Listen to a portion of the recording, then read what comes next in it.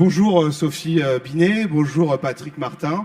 Alors j'ai discuté avec beaucoup de journalistes d'anciens, je crois que c'est la première fois qu'un président du MEDEF fait le choix de venir d'accepter l'invitation de la CGT à débattre au Forum social et l'humanité est ravie de ce débat. Je crois que dans le temps politique que nous vivons, de conflits, d'incertitudes, chacun dans leur rôle ces derniers temps, les partenaires, ce qu'on appelle les partenaires sociaux, les syndicats d'un côté et le patronat de l'autre, des fois ont su prendre leurs responsabilités, ne serait-ce que pour dialoguer. On peut penser au sujet des négociations de la JCARCO, qui a été signé par un grand nombre par l'ensemble des organisations syndicales et patronales, alors que l'État voulait ponctionner dans les caisses. Pourtant, ces organisations ne se renient pas. À ce propos, le 1er octobre, 3 organisations syndicales, la CGT Solidaire, la FSU, lancent une journée de mobilisation interprofessionnelle pour abroger la réforme des retraites, obtenir les hausses de salaire, l'égalité femmes-hommes et la défense des services publics pour le jour de l'arrivée devant les députés du budget 2025. On le sait, face aux défis climatiques, les entreprises et en premier lieu ses salariés sont en proie à de lourdes mutations. D'ailleurs, ce lundi, dans son rapport sur la compétitivité de l'Union européenne, Mario Draghi, ancien responsable de la BCE, constatait un retard sur de notre continent dans le domaine de l'innovation. L'ancien président de la Banque centrale européenne pointe une lente agonie économique de l'Europe face à la montée en puissance de la Chine et des États-Unis. Il voit un défi existentiel avec une forme d'aveu. Le modèle économique et politique de l'Union européenne mène droit au mur. Alors, dans ce contexte, quelle entreprise pour demain? On va tenir une première partie sur le paritarisme et le dialogue social. Pour ceux qui ne connaissent pas le mot paritarisme, en fait, c'est un mode de gestion par les organismes de protection sociale sur la retraite complémentaire de la JCARCO et l'assurance chômage, avec pour principe de base que les représentants des travailleurs et des employés gèrent ensemble et à égalité les fonds issus des cotisations sociales. C'est un pilier de notre démocratie sociale. Patrick Martin, vous avez été élu à la tête du MEDEF en juillet 2023 sur une promesse de relancer ce paritarisme. Lors de votre rêve, vos universités de rentrée début septembre, vous avez déclaré « Je ne suis pas chaud pour un ménage à 3 avec l'État ». Qu'est-ce que vous vouliez dire par là? Je vais commencer par vous remercier de votre accueil. Je suis assez impressionné, pour tout vous dire. Que ça se produise à l'occasion des 120 ans de l'humanité, je pense que ça a une signification toute particulière. En réponse à votre question, redire d'abord à Sophie Binet qu'effectivement, moi je suis très attaché au paritarisme. Le paritarisme a 2 formes. Vous avez évoqué ce qu'on appelle le paritarisme de gestion, et je pense que les uns et les autres, on ne démérite pas en gérant les retraites complémentaires, en gérant les accidents du travail et les maladies professionnelles, en gérant autant qu'on nous laisse faire l'assurance chômage, et puis en gérant les groupes de protection sociale. Pardon d'insister sur ce point, tous les régimes que les partenaires sociaux gèrent sont équilibrés, voire excédentaires. C'est bien la démonstration qu'en responsabilité, en sachant négocier parfois âprement entre nous, on est à la hauteur de la situation. Puis il y a le paritarisme qu'on appelle de négociation, où là, disons les choses, et je ne vous apprends rien, on peut avoir des désaccords de fond. Mais je finis là-dessus en vous disant que, plus encore aujourd'hui, dans le panorama assez inquiétant de mon point de vue du pays, sur le plan politique, sur le plan sociétal, il me semble qu'il y a des fracturations qui sont inquiétantes. Il est important que les républicains que nous sommes assument leurs responsabilités et jusque dans la gestion de leurs contradictions ou de leurs oppositions, témoignent quand même de leur sens de l'intérêt général. Alors, dans cette même volonté de relance du paritarisme, Patrick Martin, vous plaidez pour un reset de la protection sociale. Vous affirmez que beaucoup de régimes ont été dénaturés. Qu'est-ce que vous vouliez dire? Ce que je veux dire par là, c'est que, en tout cas, c'est le point de vue du MEDEF que je représente ici, il faut qu'on prenne en compte, au-delà des négociations qui se doivent d'être, qui sont assez techniques et qui sont souvent dans l'immédiateté, il faut qu'on prenne en compte un certain nombre de tendances lourdes. Le modèle social sur lequel notre pays repose, qui est fondé sur la répartition, a donné d'excellents résultats, mais on se doit de prendre en compte la nécessité, me semble-t-il, c'est mon point de vue, je le risque ici, on se doit de prendre en compte la nécessité de produire plus, parce que c'est la génération de richesse qui, à travers les salaires en particulier, permet de financer ces régimes sociaux. On se doit de prendre en compte des évolutions encore plus lourdes, celles de notre démographie, et on se doit à partir de là de s'interroger au cas par cas sur le niveau de la protection sociale, mais plus fondamentalement sur le financement de la protection sociale, parce que sinon on s'expose finalement à de grands périls. Je rappelle simplement que quand ces régimes sociaux ont été mis en place, on avait de l'ordre de 5 cotisants pour un pensionné, tout régime confondu. Dorénavant, on est à 1,7 cotisants pour un pensionné sur les retraites, et la démographie, c'est une chose qu'on ne corrige pas du jour au lendemain. À un moment donné, on risque d'être en situation de faillite. C'est de notre responsabilité, si on veut rester gestionnaire de ces régimes sociaux, d'anticiper ces évolutions et autant que possible d'un commun accord d'imaginer des solutions alternatives. Alors on va éviter d'interpeller les uns et les autres. Vous parlez du financement, mais quelle place pour la cotisation sociale, qui est la base du financement de nos retraites, par exemple? Non, j'ai probablement pas été assez clair. C'est exactement ce que je voulais dire. C'est pas très compliqué. À un moment donné, soit on augmente les cotisations pour les entreprises, pour les salariés, soit on dégrade les prestations, soit on creuse des déficits. Et moi, j'entends bien tous les débats qui se doivent d'être, en particulier sur le financement des retraites ou les régimes de retraite d'une manière générale.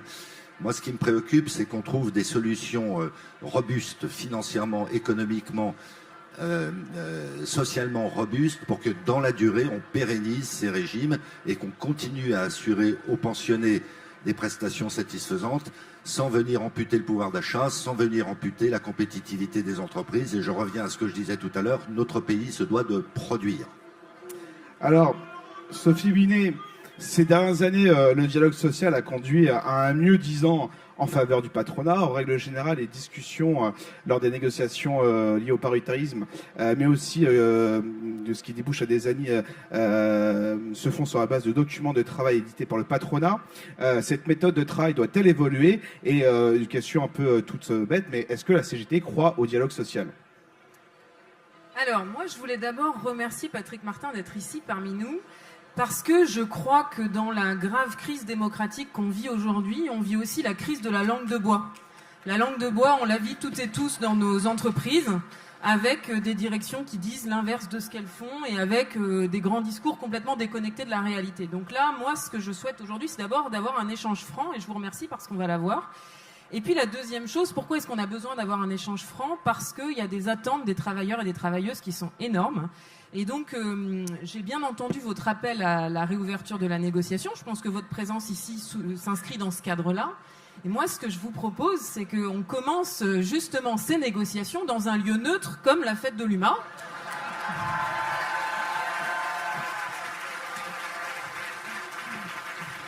J'ai un stylo, donc c'est bon. J'espère que vous avez le chéquier et tout va bien se passer.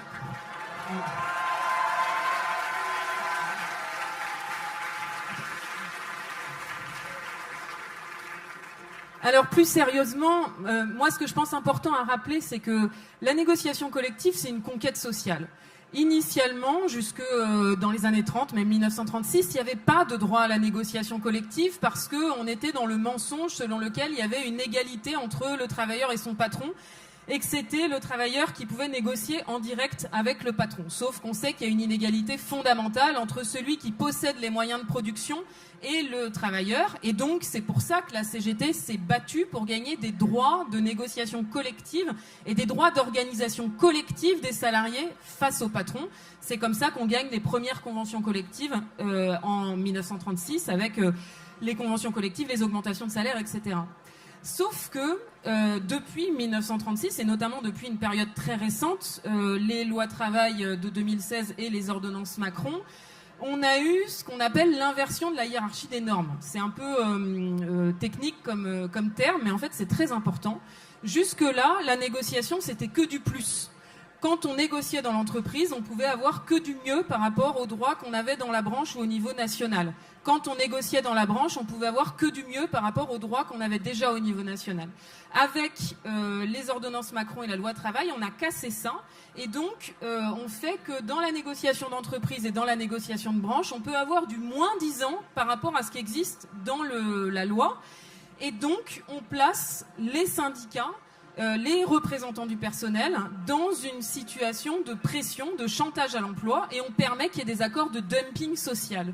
Cette question-là, elle est centrale si on veut restaurer la négociation collective, la démocratie sociale. Nous, on ne dit pas à la CGT le dialogue social parce que c'est un peu l'utopie selon laquelle il pourrait y avoir un dialogue apaisé en dehors des rapports de force. Il y a des rapports de force entre nous qui tiennent au fait que vous possédez les moyens de production, on a seulement notre force de travail.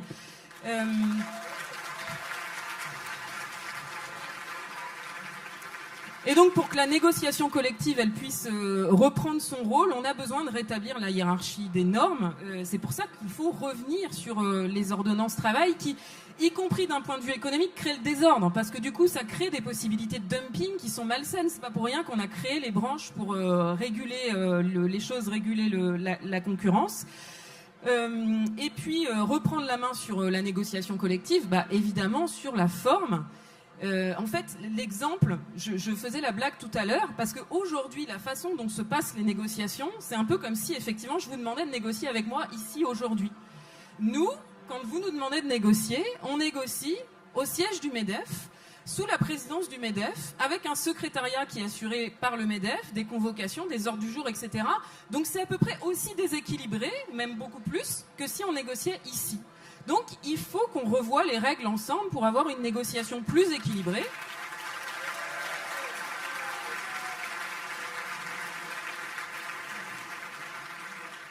Par exemple, le CESE pourrait être un lieu neutre avec des présidences tournantes. On doit être à égalité les organisations syndicales et les organisations patronales dans la négociation. C'est quand même la moindre des choses. Et ça évitera d'avoir des accords moins disants. Et d'avoir l'enjeu pour nous, pour la négociation collective, on va en parler tout à l'heure sur la question de la transformation environnementale notamment, on a d'énormes enjeux dont il faut qu'on parle. Il y a besoin d'avoir des accords interprofessionnels qui soient forts. Et aujourd'hui, pourquoi est-ce que la CGT, elle signe assez peu d'accords interprofessionnels ? Parce qu'en fait, il n'y a rien dans ces accords interprofessionnels, il n'y a rien de normatif, il n'y a rien qui permet de créer des droits nouveaux pour les travailleuses et les travailleurs, créer des solidarités en plus entre les donneurs d'ordre et les sous-traitants. Donc on a besoin de restaurer la place de la négociation collective. Je ne sais pas si je peux continuer, je continue. Moi, j'ai relevé avec intérêt ce que vous avez dit sur la réussite, les très bons résultats de notre système par répartition. Donc je le note, on va compter les points. Donc ça, on a déjà marqué un premier point. Très bons résultats du système par répartition, donc retraite et chômage notamment. La question des ressources, moi je suis d'accord, c'est une question majeure dont il faut pouvoir parler. Sur la question de la réforme des retraites, la CGT a plein de propositions. Et la première, c'est la question des exonérations de cotisations sociales. Il faut qu'on en parle.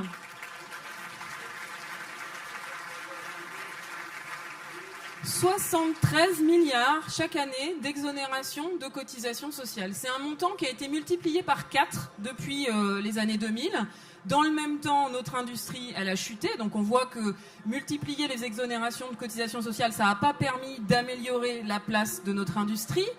Et ça a un impact sur le paritarisme. J'ai entendu avec intérêt ce que vous disiez sur l'attachement au paritarisme. Et on a signé ensemble un accord sur l'Agirc-Arrco. D'ailleurs, je pense je regrette que vous n'ayez pas eu la même position en matière d'assurance chômage pour tenir tête face à l'État. Mais en fait, sur le paritarisme, il faut joindre les mots aux actes. Ce qu'on constate, c'est que quand on supprime les cotisations sociales, quand on met en place des exonérations de cotisations sociales, on permet à l'État de reprendre la main. C'est tout simple. Sur l'assurance chômage, pourquoi est-ce que l'État a pris la main pour imposer des réformes violentes ? Parce qu'ils ont supprimé une partie des cotisations et que du coup l'État se permet de dire ce qu'il va faire sur l'assurance chômage. C'est pareil en matière de formation professionnelle où l'État a repris la main sur la formation professionnelle avec un cadre tripartite ou quadripartite. Donc pour défendre le paritarisme, il faut défendre la cotisation sociale et mettre fin à ce système d'exonération de cotisation sociale qui d'abord coûte un pognon de dingue. Vous nous coûtez un pognon de dingue. Ensuite, n'a pas de résultat économique. Et troisièmement, a un impact d'un point de vue démocratique, puisque ça n'est plus nous qui décidons. Et quand même, sur les 20, 30, 40 dernières années, on a un glissement de nos prérogatives, dont il faut qu'on s'inquiète. L'assurance chômage, l'État a repris les choses en main. La sécurité sociale, avec les projets de loi de financement de la sécurité sociale, c'est les parlementaires qui ont la main. Nous, on n'a plus notre mot à dire sur la question de l'assurance maladie, des retraites, etc. La formation professionnelle, pareil. Si on laisse filer les choses, ils vont continuer. Et pour garder la main, il faut financer par la cotisation sociale. Et donc, on a besoin de clarification de votre part sur ce point. Alors, Patrick Martin, vous avez été longuement interpellé par Sophie Binet concernant les règles de négociation. Je voudrais donc vous faire agir sur ce que Sophie Binet a dit et également sur les lettres de cadrage qui sont de plus en plus souvent imposées par le gouvernement. Alors, je voudrais commencer par dire que le MEDEF, c'est 200 000 entreprises. L'effectif moyen d'une entreprise adhérente du MEDEF, c'est un peu moins de 50 salariés.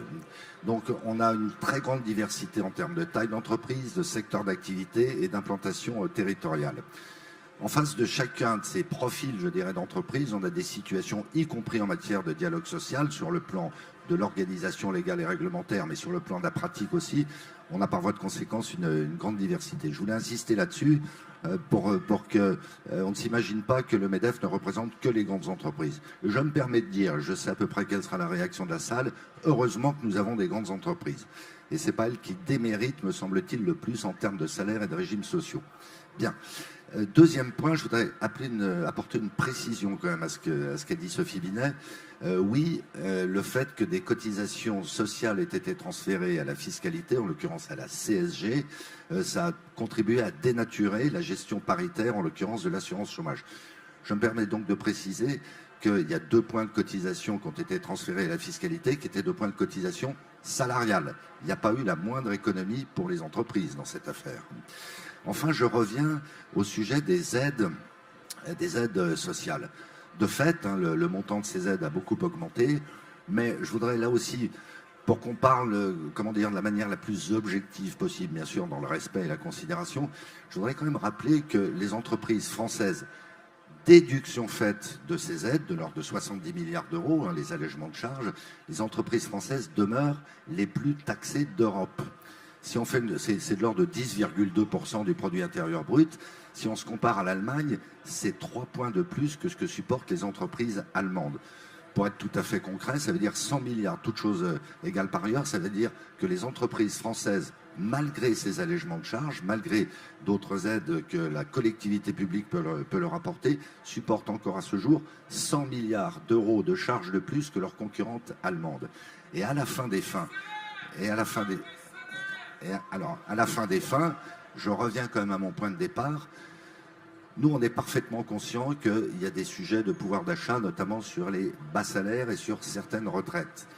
Mais, à un moment donné, si collectivement, on ne se donne pas les moyens de réindustrialiser notre pays, c'est enclenché, malgré tout, si on ne se donne pas les moyens de réduire la fracture territoriale, si on ne se donne pas les moyens d'augmenter le niveau de qualification, notamment par les formations, et par voie de conséquence, avec des investissements, d'améliorer la productivité, si on ne se donne pas les moyens de décarboner notre pays, à un moment donné, on ne fait que gérer la pénurie, et ça conduit à quoi ? Ça conduit à des tensions, ça conduit à des incompréhensions, mais ça n'aboutit pas à une solution. Il faut produire plus dans ce pays. Alors, concernant le dialogue social, un accord national interprofessionnel sur le partage de la valeur a été signé en mars 2023, en plein mouvement social contre la réforme des retraites et après un an de discussion. Cet accord se conclut par, dans un moment d'hyperinflation, par comment ça s'appelle en gros, il n'y a pas d'augmentation de salaire, il y a des parts de rémunération liées au partage de la valeur dans l'entreprise, des participations salariales, développement des primes. Sophie Binet, la CGT était la seule organisation syndicale à ne pas avoir signé cette année. Pourquoi ? Écoutez, tout simplement, il faut voir ce qui s'est passé depuis cet accord. D'ailleurs, je me tourne vers Patrick Martin. Quel est le changement depuis cet accord ? Est-ce que les travailleuses et les travailleurs ont eu des augmentations de salaire depuis cet accord ? La réponse, vous la connaissez toutes et tous ici. Les seules augmentations de salaire qu'on a eues, c'est celles qu'on est allé arracher par la lutte. Et ce qui est très inquiétant, c'est que depuis 2020, on a une dégradation très forte du pouvoir d'achat de tous les salariés. Il y a un problème sur les bas salaires, mais il y a un problème en fait sur l'ensemble des salaires. Depuis 2020, les prix explosent, nos salaires ne suivent pas, donc ça veut dire une baisse de pouvoir d'achat. Cette baisse de pouvoir d'achat, on peut la quantifier. Sur la base du salaire médian, c'est 143 € par mois, en euros d'aujourd'hui, qu'on a perdu et qu'on devrait avoir si les salaires avaient continué à augmenter comme ils augmentaient avant. En gros, on est revenu au niveau de salaire qu'on avait en 2012. La perte de pouvoir d'achat depuis 2020 a annulé toutes les augmentations de salaire qu'on avait obtenues depuis 2012, parce qu'évidemment, qui dit croissance, normalement, dit augmentation de salaire régulière chaque année. La situation, c'est celle-là. Donc évidemment, il y a un problème sur les bas salaires, notamment les femmes qui sont scotchées au SMIC, qui sont beaucoup plus nombreuses à être à temps partiel, mais il y a... Voilà. Et d'ailleurs, une question, l'égalité salariale, c'est pour quand, Monsieur Martin ?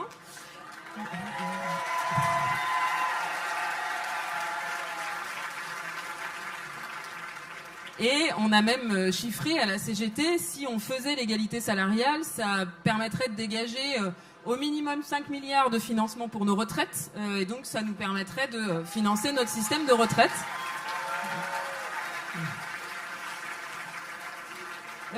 Donc bon, voilà la raison pour laquelle on n'a pas signé cet accord. Moi, ce que je voulais relever par rapport au débat précédent, c'est que sur la négociation collective, je voulais qu'on échange sur la négociation interpro qu'il y a eu sur l'emploi des seniors, qui n'a pas abouti parce que le MEDEF a refusé de bouger face aux organisations syndicales qui s'étaient rassemblées pour poser 10 exigences. Et en face, on s'est retrouvé avec un MEDEF qui d'abord voulait nous imposer des reculs et puis ensuite refusait de bouger quoi que ce soit. Moi, j'ai relevé avec beaucoup d'intérêt le fait que vous souhaitiez réouvrir cette négociation. C'est une négociation qui est très importante sur l'emploi des seniors et sur les départs anticipés pour pénibilité, puisque aujourd'hui, on nous impose de travailler plus longtemps, mais il n'y a aucun dispositif en place pour aménager les fins de carrière. La question, c'est dans quelles conditions ? Si c'est pour reprendre la négociation comme on l'a laissé en avril, on ne va pas aller bien loin. Donc, reprendre la négociation, oui, mais il faut que la partie patronale soit prête à bouger en direction des salariés sur les aménagements de fin de carrière, les départs anticipés pour pénibilité. Et la deuxième chose que je voulais dire, c'est que cette négociation, elle est très importante parce que derrière, il y a la question de l'assurance chômage. Et les organisations syndicales, on a été très en colère en avril de l'absence de débouchés de cette négociation sur l'emploi des seniors parce que derrière, ça a permis à l'État de reprendre la main sur l'assurance chômage et que ça, vous le saviez. Et il ne peut pas y avoir de discours à géométrie variable sur la question du paritarisme. Soit on le défend tout le temps et on se donne les moyens de le défendre, soit non. Là, nous, on est favorable à CGT à reprendre cette négociation pour qu'on puisse reprendre la main sur l'assurance chômage, pour pouvoir empêcher la mise en œuvre de la réforme dont nous avons obtenu la suspension. Vous vous en souvenez de cette réforme, la réforme la plus violente de toutes les réformes de l'assurance chômage qui nous avait été imposée. 1 million minimum de personnes privées d'emploi qui étaient soit exclues de l'assurance chômage, soit avec des droits baissés. Donc c'est pour ça que c'est très important que cette négociation sur les seniors s'ouvre, qu'on puisse conclure un accord, de façon à ce qu'on reprenne la main sur la question de l'assurance chômage pour avoir un autre accord. Et sur la question de l'assurance chômage, je suis tout à fait d'accord avec vous sur le fait qu'il faut réfléchir sur le plan des recettes. Nous, on a une proposition toute simple, c'est qu'aujourd'hui, l'assiette des cotisations sur l'assurance chômage n'est pas la même que sur l'Agirc-Arrco. les salaires de plus de 4 fois le plafond de la Sécu ne cotisent pas sur l'entièreté de leur salaire pour l'assurance chômage, alors qu'ils cotisent pour l'Agirc Arrco. Et donc notre proposition, c'est de déplafonner les cotisations chômage pour l'assurance chômage, pour que les hauts salaires cotisent pour l'assurance chômage. Selon la Cour des comptes, ça serait 800 millions d'euros. 800 millions d'euros en termes de capacité à créer des droits supplémentaires, c'est énorme. Et c'est très important parce que là, on va en parler tout à l'heure sur la situation de l'industrie, on est très inquiet des licenciements qui se multiplient. Avec beaucoup de salariés dans cette salle pourraient en témoigner, des plans de licenciement en cours. Donc il y a besoin d'avoir une meilleure protection assurance chômage pour avoir aussi de vrais temps de formation pour pouvoir se reconvertir, retrouver du boulot. Donc est-ce que vous êtes prêts à examiner cette proposition? L'intérêt de cette proposition, pour finir, c'est que les hauts salaires, parce que 4 fois le plafond de la Sécu, je pense qu'il n'y a personne dans cette salle qui le gagne, donc ça fait plus de 15 000 euros par mois. Ces hauts salaires, ils sont dans les plus grandes entreprises. Donc ça permettrait en plus de mettre à contribution les plus grandes entreprises qui ont de la marge de manœuvre pour augmenter un peu leur cotisation sociale, et ça permettrait d'avoir un peu d'air pour notre assurance chômage.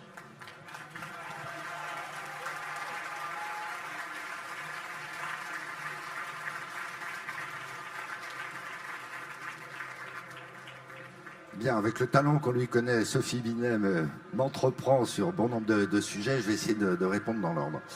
Je voudrais d'abord là aussi apporter, enfin risquer un correctif. Depuis 2012, c'est la date que vous citiez, le salaire médian a augmenté de 27%, l'inflation a augmenté de 16%. Donc il y a bien eu des gains salariaux. Premier point. De 2012 à 2020 non, mais, de 2012 à 2020 Non, à 2022. Mais depuis 2022. Ça baisse. Ensuite, l'entreprise, c'est un corps social. Sauf erreur de ma part, les entreprises ont elles-mêmes souffert de la crise sanitaire, de la crise énergétique et de l'inflation. Les marges des entreprises actuellement sont en train de se dégrader significativement. Pardon d'être un peu dans le détail technique, le taux de marge des entreprises françaises a perdu 3 points entre 2023 et 2024. Il se situe 8 points en dessous du taux de marge des entreprises allemandes. On a, je crois que les chiffres en attestent maintenant, on a des revalorisations salariales au titre de 2024 qui devraient être en moyenne, parce que les capacités des entreprises ne sont pas toujours les mêmes, qui devraient être en moyenne de l'ordre de 3,4%. Sauf erreur, on est sur une trajectoire d'inflation de 2%. Ça signifie quand même bien qu'il va y avoir en moyenne pour les salariés des gains de pouvoir d'achat. J'apporte une précision importante parce qu'on n'a pas exactement les mêmes champs d'action. Moi, je ne m'exprime que pour les entreprises privées. Je n'ai aucune légitimité à m'exprimer pour le secteur public, qui est important par ailleurs et dont on a besoin. Donc, moi, je corrige ce point-là. Je reviens à l'accord qu'on a signé avec certaines organisations syndicales sur le partage de la valeur. Son objet, c'était pas du tout les salaires. Mais oui. Tout à fait d'accord. Mais c'est pour ça qu'on l'a pas signé. Mais je vais y venir. J'en ai déjà touché un mot. Je vais y venir. Cet accord sur le partage de la valeur a été fondé sur quoi? Sur un diagnostic partagé, avec en tout cas un certain nombre d'organisations syndicales, que dans la durée et jusque dans la période récente, le partage de la valeur en France, ça n'est absolument pas le cas dans d'autres pays. Je pense en particulier à des pays anglo-saxons, la Grande-Bretagne et les États-Unis, pour ne pas les nommer. Ce partage ne s'est pas déformé au détriment des salariés, et c'est encore vrai, les chiffres viennent de tomber sur le premier semestre 2024, la part entre les dividendes et les salaires est restée exactement la même. Alors il y a quelques cas très emblématiques, et vous ne vous privez pas d'en parler, et je le comprends, où il y a des dividendes très importants qui ont été versés. Sur la moyenne des entreprises françaises, je rappelle que le MEDEF, c'est 200 000 entreprises, il n'y a pas plus de dividendes aujourd'hui qu'il y a 2 ans, qu'il y a 4 ans, et même qu'il y a 20 ans. Ça mérite quand même d'être souligné. Ensuite, on s'est accordé sur de nouveaux outils de partage de la valeur. Par exemple, l'obligation de mettre en place une participation dans les entreprises de 10 à 50 salariés. Le patronat a signé ça. On a mis en place un nouvel outil auquel je crois beaucoup et que je vais mettre en place dans ma propre entreprise, qui permet d'associer les salariés au capital. Donc, on ne peut pas dire que cet accord n'a servi à rien, mais son objet, je le redis, n'était pas de parler de salaire. Les salaires, c'est du ressort de l'entreprise et des branches. pas de l'interpro. On est d'accord là-dessus? Je ne suis pas d'accord. Non, mais c'est la loi. Le SMIC, c'est interprofessionnel. Ah non, mais le SMIC, c'est l'État. Oui, Non, mais la question des salaires, on doit pouvoir en parler aussi au niveau interprofessionnel. Entre partenaires sociaux, les salaires se négocient dans les branches et dans les entreprises. Pardon Sophie d'insister là aussi, il n'y a jamais eu autant d'accords signés dans les entreprises, près de 90 000, certains d'ailleurs signés par la CGT, donc j'imagine dans un rapport de force, moi j'assume complètement cette notion de rapport de force, donc près de 90 000 accords signés en entreprise, la plupart portent sur les salaires. Et il y a un certain nombre d'accords de branche qui ont été signés, dont certains par la CGT, donc j'imagine là aussi dans un rapport de force. Donc on ne peut pas dire que c'est le désert des Tartares, le calme plat, le vide sidéral, ça n'est pas vrai. Les salaires en moyenne ont été revalorisés au-delà de l'inflation, le partage de la valeur ne s'est pas déformé et le dialogue social, y compris sur les salaires dans les branches et dans les entreprises, fonctionne. Il y a des cas, il y a bon nombre de cas nominatifs où ça n'est pas vrai, j'en suis parfaitement conscient. Charles Jadot, je parle du MEDEF, de sensibiliser et stimuler les entreprises où ce dialogue social n'est pas de qualité. Non, mais moi je ne suis pas du tout d'accord. Non, mais par contre, les camarades, je pense qu'il faut qu'on s'écoute et qu'on argumente. C'est très intéressant. C'est comme ça qu'on peut progresser pour combattre le capital. Je ne suis pas du tout d'accord sur la question de la déformation du partage de la valeur. Ça fait aussi partie des raisons pour lesquelles on n'a pas signé cet accord, c'est qu'à partir de la 10e ligne, on était en désaccord. La question, c'est avec quelle date on compare. Évidemment que si on compare depuis les années 2000, oui, il n'y a pas eu de déformation du partage de la valeur. Par contre, depuis 1980, là, il y a eu une énorme déformation du partage de la valeur au détriment du travail par rapport au capital. La France a le record européen du versement de dividendes pour les entreprises du CAC 40. En 2023, on est à 100 milliards de dividendes pour les entreprises du CAC 40.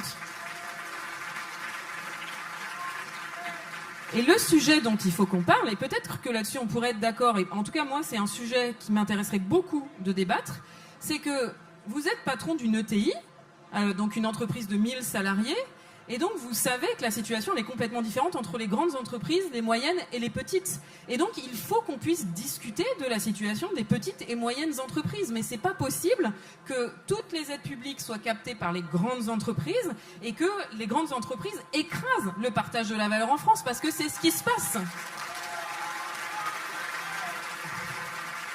On a besoin d'un MEDEF qui défende vraiment ses adhérents, à savoir les petites entreprises.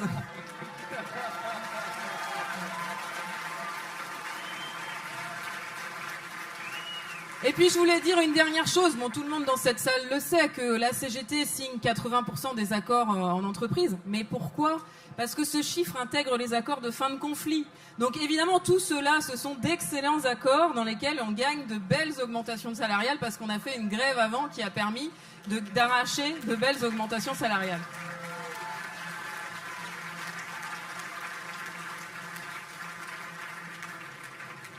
Ceci, on ne peut pas dire que les 90 000 accords qui sont signés en entreprise portent essentiellement sur des fins de conflit. Ça n'est pas vrai. Non, pas essentiellement, mais ça les intègre. Voilà, ça les intègre. Bon. Ça me vaut d'ailleurs d'attirer votre attention sur un point qui, et là je crois qu'on partagera, qui est la fragilité de la conjoncture actuellement. Le patronat gère un régime qui s'appelle l'AGS, l'Association de garantie des salaires, que les entreprises financent intégralement. On a une explosion des faillites. On a battu sur le mois de juillet le record historique de faillites en France, 5800 faillites. Beaucoup de toutes petites entreprises, mais progressivement des entreprises plus importantes, de manière caricaturale dans le bâtiment et dans le transport routier. Mais ça commence à toucher également des entreprises d'une certaine taille dans l'industrie. C'est quand même 2 milliards d'euros que les entreprises vont payer, et c'est le moins qu'on puisse faire pour accompagner les salariés des entreprises en difficulté. Une entreprise en difficulté, ça veut aussi dire des actionnaires et un dirigeant en difficulté. Moi, je vois bien dans nos rangs, il y a des gens, alors je ne vais pas vous faire pleurer là-dessus, mais moi, ça me fait pleurer. Des gens qui ont consacré toute leur vie, tout leur patrimoine, qui souvent n'ont jamais prélevé de dividendes et qui voient s'envoler en fumée le fruit d'une vie de travail en même temps que les emplois disparaissent. Ça, il faut aussi l'avoir en tête. Donc on a une situation conjoncturelle qui est quand même compliquée au niveau mondial, au niveau français plus particulièrement, et on ne peut pas en faire abstraction. Quand on parle d'amélioration des salaires, quand on parle de consolidation des régimes sociaux, quand on parle de finances publiques d'une manière générale, Moi, je suis dans mon rôle, je ne perds jamais de vue qu'à l'origine, tout ce qui finance l'économie, mais y compris la sphère publique, c'est le secteur privé, dont les salariés du secteur privé. Et donc, si on met ça de côté en disant c'est pas un sujet et qu'à partir de là on se dit la conjoncture molle, les difficultés du bâtiment, du transport routier, c'est pas notre sujet, et qu'on dit il faut des augmentations de salaire, il faut consolider les régimes sociaux, à un moment donné, je suis désolé d'être un peu terre à terre, mais l'argent ne sort pas de nulle part. Mais là-dessus, on est tout à fait d'accord. Je pense que tous et toutes dans cette salle, on sait que l'argent, il sort de notre travail. Donc là, voilà. Eh bien, on a un nouveau point d'accord. C'est notre travail qui crée des richesses. Et effectivement, on est très inquiet par la conjoncture, mais il faut analyser la situation. Ça fait 7 ans, et ça fait, on peut même dire quasiment 12 ans si on intègre le quinquennat de François Hollande, qu'on a une politique de l'offre. Une politique de l'offre qui est très coûteuse pour les finances publiques, avec maintenant 170 milliards d'aides, entre 170 et même on peut dire 220 milliards, ça dépend comment on compte, d'aides fiscales et sociales pour les grandes entreprises. Donc on a parlé tout à l'heure des exonérations de cotisations sociales, mais il y a plein d'aides fiscales, du type par exemple le crédit impôt recherche. Je ne sais pas s'il y a des camarades de Sanofi dans la salle. Bon bah, les camarades de Sanofi savent que Sanofi, en 10 ans, a eu 1 milliard de crédit impôt recherche et a divisé par 2 ses effectifs de chercheurs. Donc on a une politique de l'offre qui a constitué à dire il faut soutenir les entreprises pour qu'elles puissent créer de la valeur. Et aujourd'hui, la situation économique, elle est catastrophique. Je suis d'accord avec vous sur ce point. Le secteur du logement, ça va très mal. Notre industrie, elle va très mal. Les camarades de Verre et Céramique me disaient il y a quelques jours que le tissu productif, l'outil productif dans le secteur du verre est à l'arrêt à 50%. Il y a 50% des usines qui ne tournent pas. Donc il y a une situation qui est très inquiétante avec beaucoup de plans sociaux qui vont sortir dans les prochains jours. Il faut changer de politique économique et sociale. La politique de l'offre ne fonctionne pas. Il faut avoir une politique de relance. Augmenter les salaires, c'est de la consommation en plus, de la croissance en plus. Et c'est aussi un levier de croissance économique. Et puis, il faut que ces aides, elles soient conditionnées, ciblées sur les entreprises qui en ont besoin, les plus petites, celles qui sont exposées à la concurrence. Et surtout, qu'on ait des objectifs citoyens. Par exemple, il y a un enjeu environnemental central. Les entreprises qui jouent pas le jeu doivent pas avoir accès. Il faut que les aides, elles soient conditionnées à leurs responsabilités sociales et environnementales, évidemment. Alors, Patrick Martin, vous avez écrit concernant la situation économique aux nouveaux parlementaires dès juillet pour leur rappeler un certain nombre d'indicateurs. Que leur avez-vous dit? Et puis dans le même temps, vous avez rudement rejeté la proposition de porter le SMIC à 1 600 € portée par le nouveau Front Populaire. Pour autant, le CAC 40 en 2023 a dégagé 153,6 milliards d'euros de bénéfices, dont 67,8 milliards sont partis dans les dividendes. Est-ce qu'il n'est pas temps de partager le gâteau ?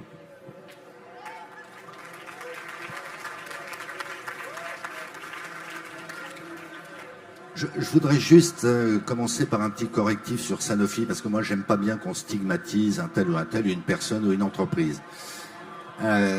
Combien Sanofi investit annuellement en recherche et développement en France? 2,5 milliards. Combien Sanofi touche de crédit d'impôt recherche? 100 millions. C'est énorme, 100 millions. Enfin, si on a en tête que Sanofi réalise 4,5% de son chiffre d'affaires en France, pour autant, il y a 25% de ses salariés en recherche et développement et consacre un tiers de ses dépenses de recherche et développement en France, on a quand même, sur la base de chiffres, la démonstration que ce crédit d'impôt recherche est utile. Et à nouveau, moi je pense que accabler telle ou telle entreprise, y compris pour ses salariés, c'est pas forcément une bonne solution.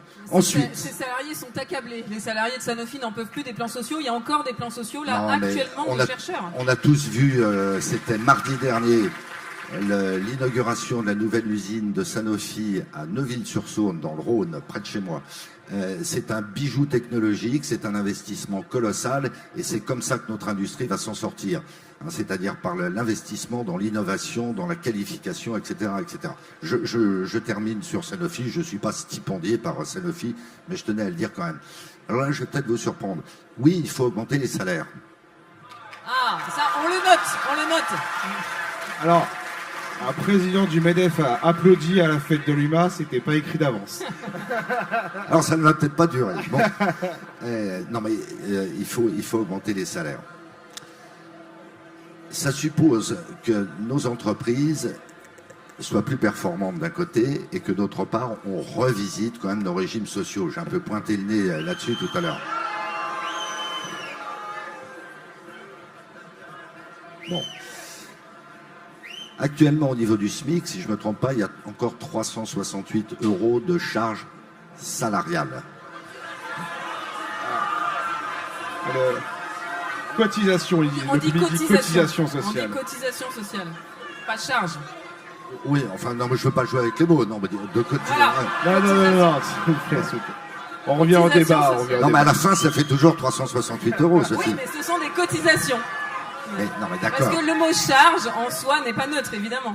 Non, mais, pardon, c'est du salaire différé. Oui, à part que c'est de la répartition, est-ce que demain, on aura suffisamment d'actifs pour payer toutes ces charges sociales en garant... Non, s'il vous plaît. En garantissant le maintien des prestations. Enfin, je veux dire, c'est pas la position du MEDEF, c'est une position arithmétique. Et moi, je suis ouvert à tout. Hein. Mais donc, pour nous, la solution, c'est qu'il faut investir plus. Il faut rehausser les niveaux de qualification. Moi, par exemple, je suis très déterminé, peut-être qu'on en parlera, à ce qu'on prolonge le système d'apprentissage, à ce qu'on réussisse la réforme des lycées professionnels en bonne intelligence avec les enseignants. Ce truc est un scandale national, le lycée professionnel. On a des gamins qui, pour beaucoup d'entre eux, sont égarés dans des filières de formation sans débouché professionnel. Donc c'est un scandale sur le plan individuel, sur le plan sociétal, sur le plan économique. Et donc moi je suis très déterminé à ce qu'on aille au bout de cette réforme. Et je peux vous dire que je harcèle nos 200 000 adhérents en leur disant impliquez-vous dans l'orientation, accueillez ces jeunes en stage et recrutez-les le jour venu, parce qu'on aura à notre place contribué à ce qu'ils soient dans des voies d'excellence et des voies qui ont des débouchés professionnels. Donc vous voyez, c'est pas binaire, c'est pas les bons et les méchants, je pense qu'on a beaucoup de points de convergence. Sur les dividendes, quand on analyse, alors d'abord j'insiste, pardon, pour la 3e fois sur le fait que le MEDEF, ça n'est pas que le CAC 40, mais que pour autant on est bien content d'avoir les entreprises du CAC 40. J'insiste sur 2 points. On a en France près de 3 millions de salariés actionnaires. Ayez en tête que ça représente 40% des salariés actionnaires à l'échelle européenne. On est le pays en Europe où il y a le plus de salariés actionnaires. Où ces salariés sont-ils massivement? Dans les entreprises du CAC 40. Donc j'ai la faiblesse de croire que quand il y a des distributions de dividendes, il y en a également pour eux. Et dans certaines entreprises, la part détenue par les salariés est très importante. Ensuite, où les bénéfices de ces entreprises sont-ils réalisés? Il y a un cas d'école qui est Total. Les bénéfices de Total ne sont pas réalisés en France. Mais c'est vrai de beaucoup d'autres entreprises. Et tant mieux que nos entreprises françaises, parce que ça tracte la richesse en France, l'emploi en France, l'innovation en France. Nos grandes entreprises du CAC 40, pour la plupart d'entre elles, en sont là, sont des champions mondiaux parce qu'elles se sont projetées à travers le monde et qu'elles gagnent plus d'argent aux États-Unis, en Chine ou je ne sais où qu'en France. Donc, les accabler en France, ça réglera absolument pas le problème. Leurs bénéfices sont essentiellement faits ailleurs et je le déplore. C'est quand même bien la démonstration que l'équipe de France de l'économie n'est pas suffisamment performante à ce jour. C'est ce à quoi on doit remédier. Pourquoi ces entreprises distribuent-elles des dividendes? Elles distribuent ces dividendes parce qu'elles n'ont pas suffisamment d'opportunités d'investissement. Et donc, il nous appartient de réunir... Ah oui. Attendez, là, il y a un point qu'il faut... Comment ça, pas suffisamment d'opportunités d'investissement? Ouais. Comment ça? Mais parce que les décisions publiques, prenons le cas de l'énergie. Moi, j'assume, peut-être que ça va provoquer un tollé. Par exemple, je suis un nucléariste. Ça fait combien de temps qu'on a laissé dépérir la filière nucléaire? Et une fois, sous la pression des événements, que enfin le politique a pris conscience que le nucléaire, c'était quand même un instrument de compétitivité et de souveraineté, il a été décidé de relancer le nucléaire. Ça fait 3 ans qu'on en parle. On en est où? Il y a 100 000 emplois à créer dans la filière nucléaire, des emplois en moyenne des cas très qualifiés. On en est où? Et donc le politique tourne en rond sur ce sujet comme sur beaucoup d'autres. Et ben c'est autant d'opportunités d'investissement qui ne se déclenchent pas. Voilà, c'est une illustration. Non, mais sauf que... Pardon, et c'est 100 milliards d'euros d'investissement. Ah oui, non, mais moi, je suis d'accord sur le fait qu'il y a des annonces qui ne sont pas suivies d'effets sur les investissements, mais le problème, c'est que les investissements, ça peut pas être que des investissements publics dans les infrastructures et pas d'investissements privés. Et le problème, c'est que, par exemple, si on repart de la recherche sur le crédit impôt recherche, donc on a un crédit impôt recherche qui nous coûte 7 milliards, et derrière, la France, qui est un des pays qui a le moins de dépenses de R&D. On est en train de se faire complètement doubler par l'Allemagne, les États-Unis, même la Chine a plus de R&D que la France.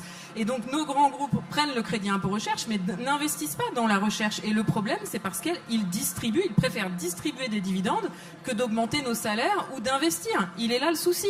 Et le point sur lequel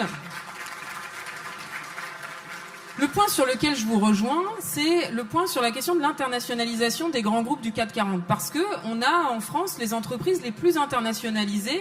On est beaucoup plus internationalisé que l'Allemagne, même je pense la Grande-Bretagne. Et le problème, c'est que ces entreprises du CAC 40 n'en ont plus rien à faire de l'emploi en France. On le vit en matière d'automobile. Je pense qu'il y a des camarades de l'automobile ici. L'UIMM nous a annoncé 80 000 emplois supprimés à horizon 2030. Donc en 5 ans, on va supprimer encore 80 000 emplois dans l'automobile alors qu'on a déjà supprimé des dizaines de milliers. Qui est-ce qui les supprime, ces emplois ? C'est d'abord dans la sous-traitance que ça se fait parce que les donneurs d'ordre se désengagent et imposent des fermetures violentes. Par exemple, toutes nos fonderies sont en train de fermer. Par exemple, MA France, donc la dernière usine, je pense qu'ils sont par là, de production automobile à Aulnay-sous-Bois. Le donneur d'ordre exclusif, c'est Stellantis. Et donc là, MA France, ça fait 6 mois qu'ils sont en grève et pour se battre pour trouver un repreneur. Et le problème, c'est que nos grands constructeurs automobiles, nos grands champions Renault et Stellantis ne jouent plus du tout le jeu de l'emploi en France, alors que d'autres constructeurs aux États-Unis ou au Japon, ils n'ont pas du tout le même fonctionnement, la même stratégie. Nissan, donc qui est allié avec Renault en France, au Japon, Nissan produit un véhicule électrique qui est produit au Japon et qui est vendu au Japon à 15 000 €. En France, Renault comme Stellantis refusent de produire en France un véhicule électrique à bas coût qui permettrait à la fois de produire en France et à la fois de pouvoir consommer français, parce que les véhicules électriques qu'on nous vend, ils sont juste inaccessibles pour le commun des mortels. Donc la question sur l'industrie, pourquoi est-ce que notre industrie va mal ? Parce qu'on laisse la bride sur le cou des multinationales et qu'on leur donne les pleins pouvoirs sur l'industrie. On a besoin d'avoir un État stratège qui s'impose sur les questions industrielles, le fait de constituer des vraies filières industrielles. En Allemagne, par exemple, il y a une solidarité beaucoup plus importante entre les donneurs d'ordre et les sous-traitants, c'est ça qui fonctionne. On l'a en France un tout petit peu sur l'aéronautique. Et le problème, c'est qu'on l'a pas du tout, par exemple, sur l'automobile. Et c'est ça qu'il faut travailler. Et pour ça, il y a aussi des changements de gouvernance, comme vous dites, à mettre en place, notamment sur le fonctionnement des comités de filière au niveau du Conseil national de l'industrie. Il y a des comités de filière thématiques. Par exemple, le comité de filière sur le médicament, c'est Sanofi qui le préside. Donc à chaque fois, c'est la multinationale, le donneur d'ordre, qui a la main pour orienter les aides publiques pour lui. Il faut permettre aux ETI, aux PME, il faut les mettre au centre de notre stratégie industrielle et que l'État s'affirme face aux grands groupes du CAC 40 pour leur rappeler qu'ils sont français quand même. Et donc ça veut dire payer des impôts en France et avoir aussi des responsabilités sociales par rapport à la situation en France.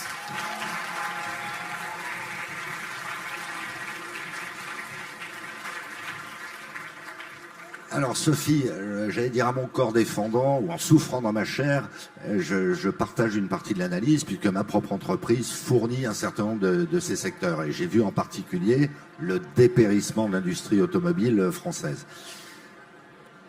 Il faut faire attention, c'est un phénomène assez européen. Quand on observe, et singulièrement dans l'automobile, ce qui se passe en Allemagne, y compris ces derniers jours chez Volkswagen, c'est pas aussi simple que ça.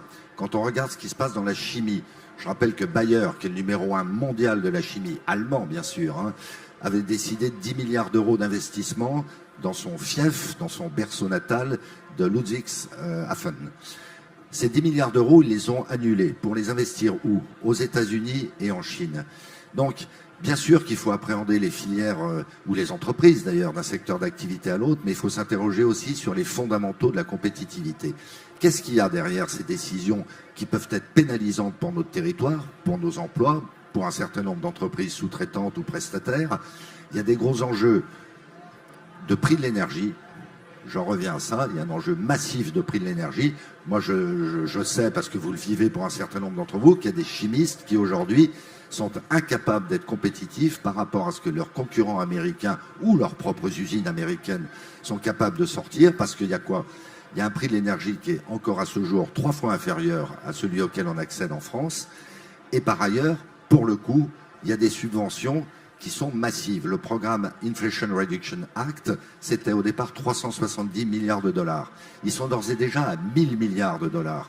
Alors quand on parle des aides qui sont consenties aux entreprises françaises, dans un monde ouvert, il faut les comparer aux aides qui sont consenties dans d'autres pays. D'une certaine manière, assez dissimulées, mais quand même en Chine, au bénéfice de l'industrie du photovoltaïque, du véhicule électrique, de l'éolien, etc., de manière ouverte aux États-Unis, avec ces programmes de subvention, je le redis, massifs. États-Unis, 1000 milliards de dollars pour l'Inflation Reduction Act, 1000 milliards de dollars pour le Digital Act, pour doper encore les majors américains du digital, et 1000 milliards de dollars pour remettre à niveau les infrastructures. Alors nous, si on était dans un monde à part, en France, on pourrait raisonner comme ça en se disant il faut maintenir en France les entreprises. Mais on ne lutte pas à armes égales et on est dans un monde ouvert. Il y a 20% des salariés français qui travaillent pour l'exportation. On se dit dans un raccourci, la France ferme ses frontières comme ça, c'est nous qui produirons nos voitures, c'est nous qui produirons nos panneaux photovoltaïques, c'est nous qui produirons nos pompes à chaleur. Très bien, ça vaudra tout de suite beaucoup plus cher et à la fin des fins, il y a quand même des consommateurs et il y a 20% de nos emplois qui disparaîtront parce que faut pas rêver. Les pays dont on interdirait l'importation en France, réciproquement, nous dirait, chers amis, vous n'exporterez plus chez nous. Alors ça peut être des producteurs de l'agroalimentaire, on a le cas avec la Chine actuellement, dans les vins et spiritueux, dans le lait, etc. Donc il faut quand même qu'on appréhende tous ces sujets-là. Et pardon de me répéter, moi je pense que notre vrai enjeu collectif, c'est par l'investissement, c'est par la formation, c'est par la qualité du dialogue social qu'on élève le niveau de production dans notre pays, ce qui générera de la richesse. Sinon, on n'aboutira à rien. Mais tout à fait d'accord, mais où sont l'investissement? Où est l'effort de formation? L'investissement des entreprises dans la formation professionnelle a baissé depuis 10 ans. Si, depuis il y a maintenant que l'obligation a baissé en matière de financement de la formation professionnelle, la part de la masse salariale a baissé dans le financement de la formation professionnelle. Moi, je voulais rebondir sur plusieurs points. Sur la question du prix de l'énergie, oui, il y a un problème sur le prix de l'énergie. L'énergie est beaucoup trop chère en France à cause du marché européen où on spécule sur le prix de l'énergie. Donc il faut sortir les prix de l'énergie de la spéculation, revenir aux tarifs réglementés qui sont très importants et pour les ménages et pour les entreprises, que ça permet d'avoir une anticipation.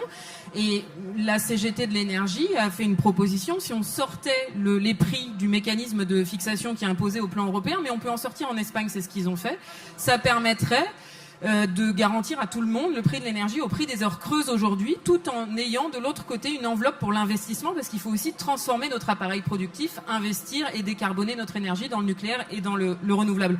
Ensuite, sur la question de la comparaison avec la Chine et les États-Unis, oui, c'est des comparaisons très intéressantes. Qu'est-ce qui se passe en Chine et aux États-Unis? Il y a des vraies stratégies industrielles sur le produire en Chine ou le produire aux États-Unis.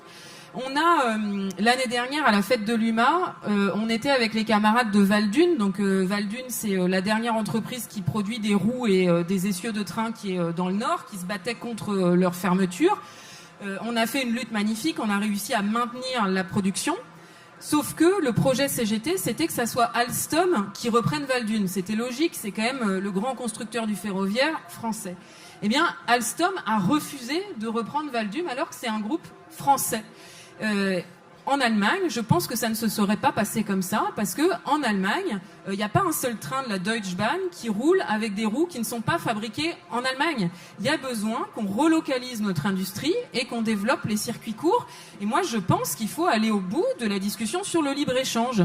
On est à un moment, ça fait aujourd'hui on mesure la catastrophe du libre-échange sur nos sociétés d'un point de vue économique et social, mais aussi d'un point de vue démocratique, parce que cette question du libre-échange, c'est aussi ce qui explique la montée de l'extrême droite en France. C'est toutes les fermetures d'usines parce qu'on a mis les Français en concurrence avec les Chinois. C'est aussi ça qui fait que les ouvriers, soit ils votent pas, soit ils votent pour l'extrême droite en se trompant d'ennemis. Mais donc, sur la question du libre-échange, aujourd'hui, et d'un point de vue social et d'un point de vue environnemental, il faut tirer les leçons et il faut développer les circuits courts, relocaliser notre industrie. Et oui, ça veut dire que pour certaines productions, ça coûtera plus cher, mais ça permettra aussi de développer l'emploi, d'augmenter les salaires, et donc qu'on puisse aussi toutes et tous être contents de pouvoir consommer du Made in France. Dans les années 70, même en 1980, 70% de ce qu'on achetait en France était produit en France. Aujourd'hui, c'est moins de 40%. Quand on veut s'acheter des vêtements produits en France, c'est juste impossible, il n'y en a pas. Quel que soit le prix du vêtement, de toute manière, il n'y en a pas. Et c'est ça qu'il faut développer avec aussi du Made in Europe et du Made in France. C'est pas que la France, même si il faut aussi mettre fin au dumping à l'échelle européenne, parce que comme on n'a pas les mêmes normes sociales, il y a beaucoup de dumping à l'échelle européenne. Mais le point sur lequel il faudrait travailler pour protéger notre industrie, c'est des normes sociales et environnementales pour protéger notre industrie et tirer vers le haut les droits sociaux et les droits environnementaux. Sinon, si le but c'est d'être en concurrence avec le prix du travail au Bangladesh, bonjour l'horizon de progrès. Et si c'est ça, pour défendre notre industrie, qu'il faut qu'on s'aligne sur la situation sociale au Bangladesh, on voit bien que ça ne va pas fonctionner. Donc ça ne peut pas être ça, notre horizon. Pour protéger notre modèle social et pour répondre aux défis environnementaux, il faut mettre des normes sociales et environnementales aux frontières, en France, en Europe, faire jouer la commande publique, avoir une vraie stratégie d'une Made in France, et ça veut dire une vraie politique industrielle. Oui, je suis d'accord.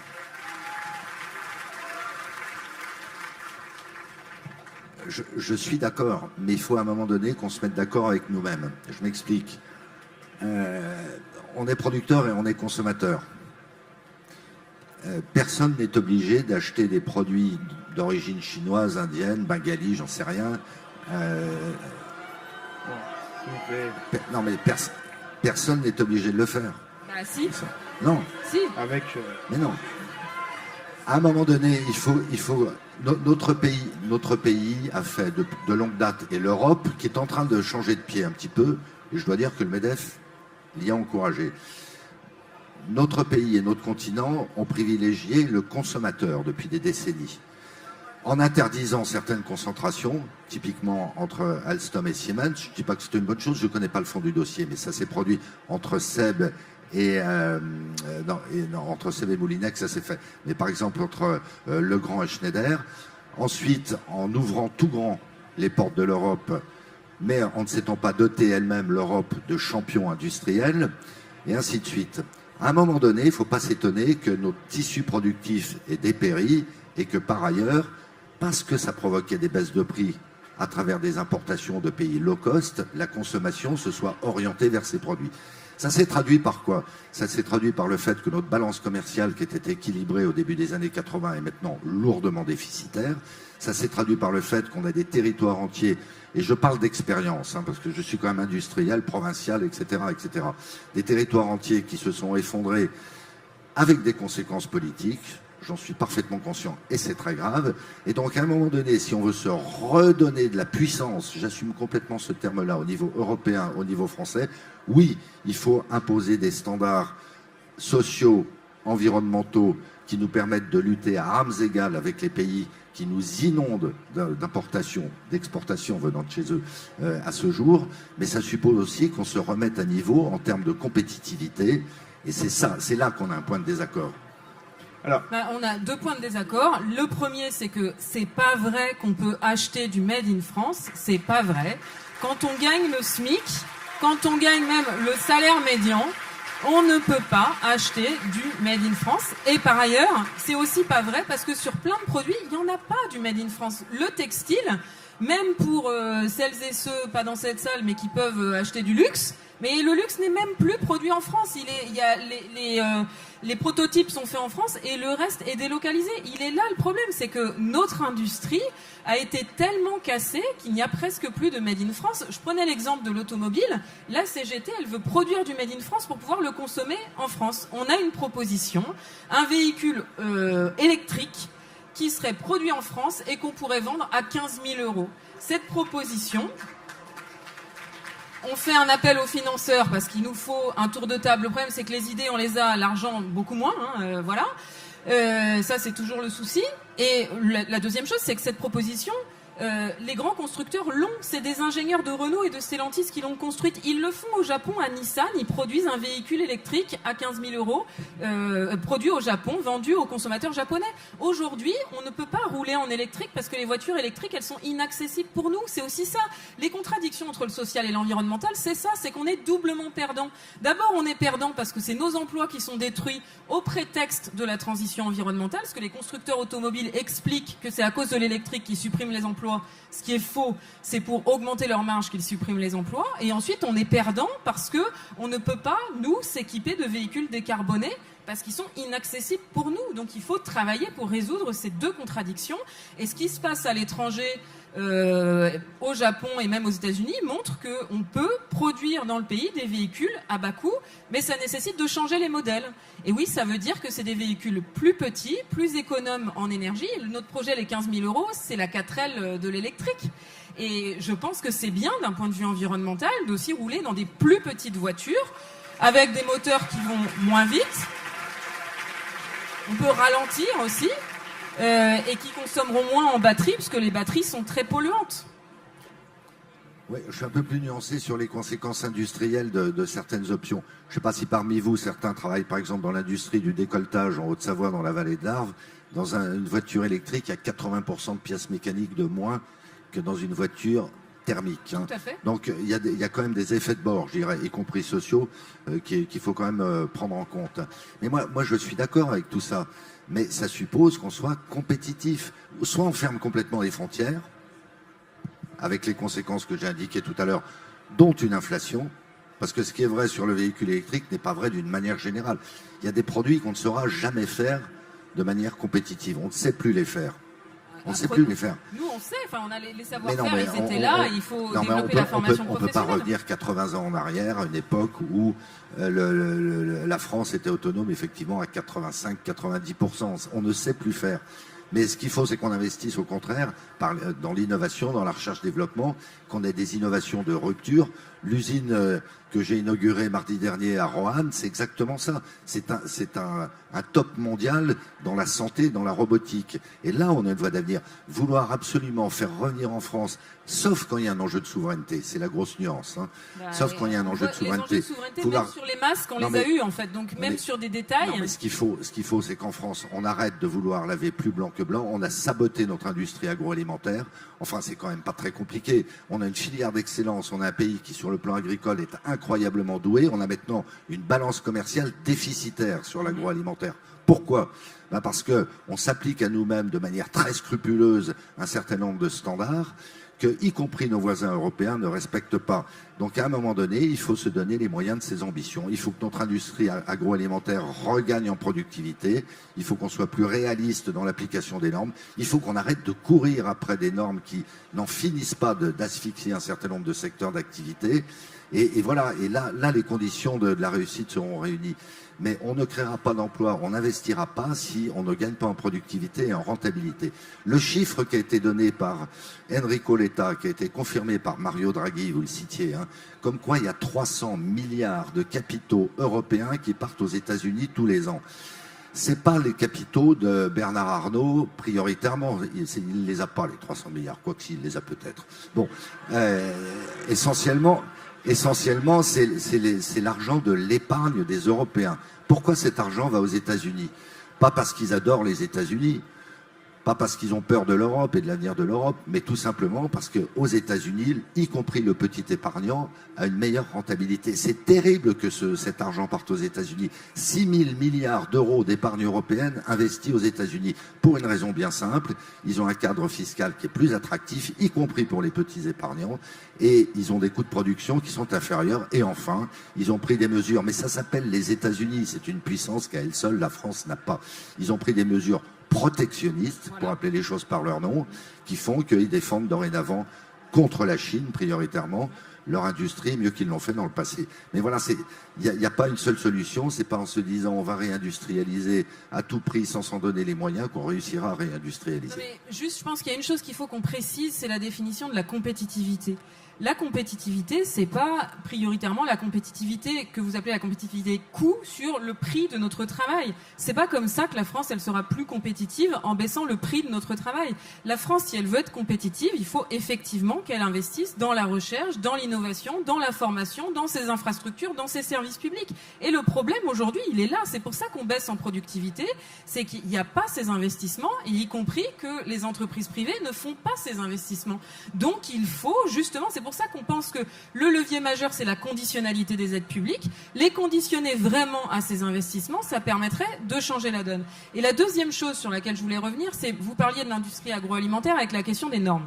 Les normes, il faut qu'on s'explique. C'est quoi les normes? Est-ce que c'est les normes sociales? Est-ce que c'est les normes environnementales? Bon, si c'est ça, pour nous, c'est pas des options. On ne va pas nous demander de renoncer à la question environnementale. Voilà, mais autant se préciser les choses. Parce que sur le conflit des agriculteurs, nous, on a eu un sentiment de... Bon, on peut s'en parler tranquillement, puisque ni vous ni nous n'étions vraiment directement autour de la table. Indirectement, on va dire. Mais un sentiment de hors-sujet. La question qui était posée par les agriculteurs, c'était quel revenu pour vivre face à l'industrie agroalimentaire qui capte une part toujours plus importante des richesses. Et la réponse qui a été celle du gouvernement et de l'agrobusiness guidé par la FNSEA, ça a été de dire il y a trop de normes environnementales. Mais les agriculteurs, la question environnementale, c'est une question centrale pour eux. Ils en crèvent. D'abord, ça pèse sur leur santé, et ensuite le dérèglement climatique, c'est ça qui justement entraîne les grandes difficultés de l'agriculture. Donc c'est pas en baissant les normes agricoles qu'on va répondre à la situation de l'agriculture aujourd'hui. C'est en revoyant la chaîne de valeur dans l'agroalimentaire, puisqu'on voit bien qu'il y a un problème. Les profits de l'industrie agroalimentaire, ils ont doublé ces dernières années, quand dans le même temps, le revenu des paysans baisse et les prix pour les consommateurs explosent. Donc le problème, c'est au milieu, la grande distribution et l'industrie agroalimentaire qui prend trop de marge. C'est là-dessus qu'il faut travailler. Patrick Martin, peut-être sur la conditionnalité des aides publiques. On rappelle pour le public qu'on parle de 175 milliards à 230 selon les modes de calcul. Faut-il les contraindre à des objectifs sociaux et environnementaux? Non, pardon, je reprends le chiffre que j'ai donné tout à l'heure, qui est établi, y compris par l'Inspection générale des finances. Les entreprises françaises supportent net de ces aides, dont je ne conteste pas l'existence, le plus fort taux de prélèvements sociaux et fiscaux en Europe. Allez, je vais être tout à fait transparent, à part au Luxembourg et à Chypre. Bon, j'ai un grand respect pour Chypre, enfin, c'est quand même pas une puissance économique mondiale. Donc, moi, je suis tout à fait d'accord. D'ailleurs, je l'ai déjà dit. On remet tout à plat. On remet tout à plat. Plus un euro d'aide aux entreprises, ok, mais on baisse à due concurrence, voire au-delà, les charges fiscales et sociales qu'elles supportent. On ne peut pas lutter, on ne peut pas défendre notre industrie agroalimentaire, on ne peut pas défendre notre industrie automobile, on ne peut pas, d'une manière générale, défendre nos entreprises et leurs emplois si on ne lutte pas à armes égales, déjà pour commencer avec nos concurrents européens. Je ne suis pas du tout en train de parler des salaires au Bangladesh, évidemment non. Donc, si on n'a pas ça en tête, le débat est quand même un peu faussé. À nouveau, moi je dis, ok, supprimons toutes les aides aux entreprises. Allons-y. Eh bien, parfait. On peut rajouter un point de plus sur notre liste. Bon. Alors, ce qui est bien, c'est que le fil de l'interview a totalement... Et pardon, j'ajoute une chose, parce que là aussi, bien sûr, les pourcentages, les trucs comme ça, c'est pas toujours très parlant. Les entreprises françaises acquittent, j'allais dire supportent, je vais employer un terme plus neutre, acquittent 353 milliards d'euros par an d'impôts et de charges sociales. Bon, c'est quand même pas totalement... Cotisation. En fait... De cotisation. Wow.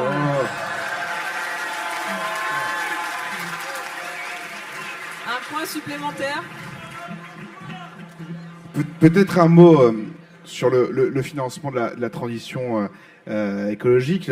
L'année dernière, le chef de l'État avait commandé un rapport écrit par Pisani-Ferry qui préconise de taxer de 10% les ménages les plus aisés et de consacrer 2 points du PIB au financement de la transition écologique. Faut-il financer cet effort par de nouveaux impôts ou par des choix budgétaires différents? La question s'adresse à vous deux. C'est un enjeu central parce que si on n'anticipe pas la transition environnementale, on court à la catastrophe. Et évidemment, la transition environnementale, elle va coûter cher. Donc oui, la transition environnementale, ça nécessite d'avoir un autre partage des richesses entre le capital et le travail pour pouvoir financer cette transition environnementale. Le problème en France, c'est que le travail paye moins que la rente. C'est ça qu'il faut rétablir. Et donc, il faut aller chercher l'argent là où il est. Et peut-être pour être plus concrète sur le financement, pour revenir encore sur les aides publiques aux entreprises, c'est un vrai levier. France 2030, c'est 35 milliards, si je ne me trompe pas, d'aides à l'investissement des entreprises. Par exemple, une entreprise qui s'appelle ArcelorMittal, donc les camarades de la métallurgie connaissent bien, a touché quasiment 1 milliard d'euros de France 2030 pour décarboner son site de Dunkerque. Donc oui, la décarbonation, ça coûte cher. Est-ce que Arcelor avait besoin d'1 milliard d'argent public pour se décarboner? Bon, on peut s'interroger. Mais le problème, c'est surtout que là, d'après nos informations, dans quelques jours, Arcelor risque d'annoncer la fermeture de son site de Fos. Il ne faut pas se moquer du monde. Ils ont eu 1 milliard à Dunkerque et là, ils vont fermer leur site de Fos. Donc, la conditionnalité des aides publiques, c'est juste indispensable. C'est notre argent, les aides publiques. C'est notre argent. Oui. Et le problème, c'est qu'avec son 1 milliard d'euros d'aide publique, Arcelor va payer le PSE de Fos pour fermer son site de Fos. C'est pas acceptable. Non, alors, moi, ça me désole, si ça se confirme, que ce projet de décarbonation du site des sites d'ailleurs de Dunkerque et de Fos ne se concrétise pas. Celui de Dunkerque se concrétise. Là, le problème, il est sur Fos. L'explication principale, elle est où?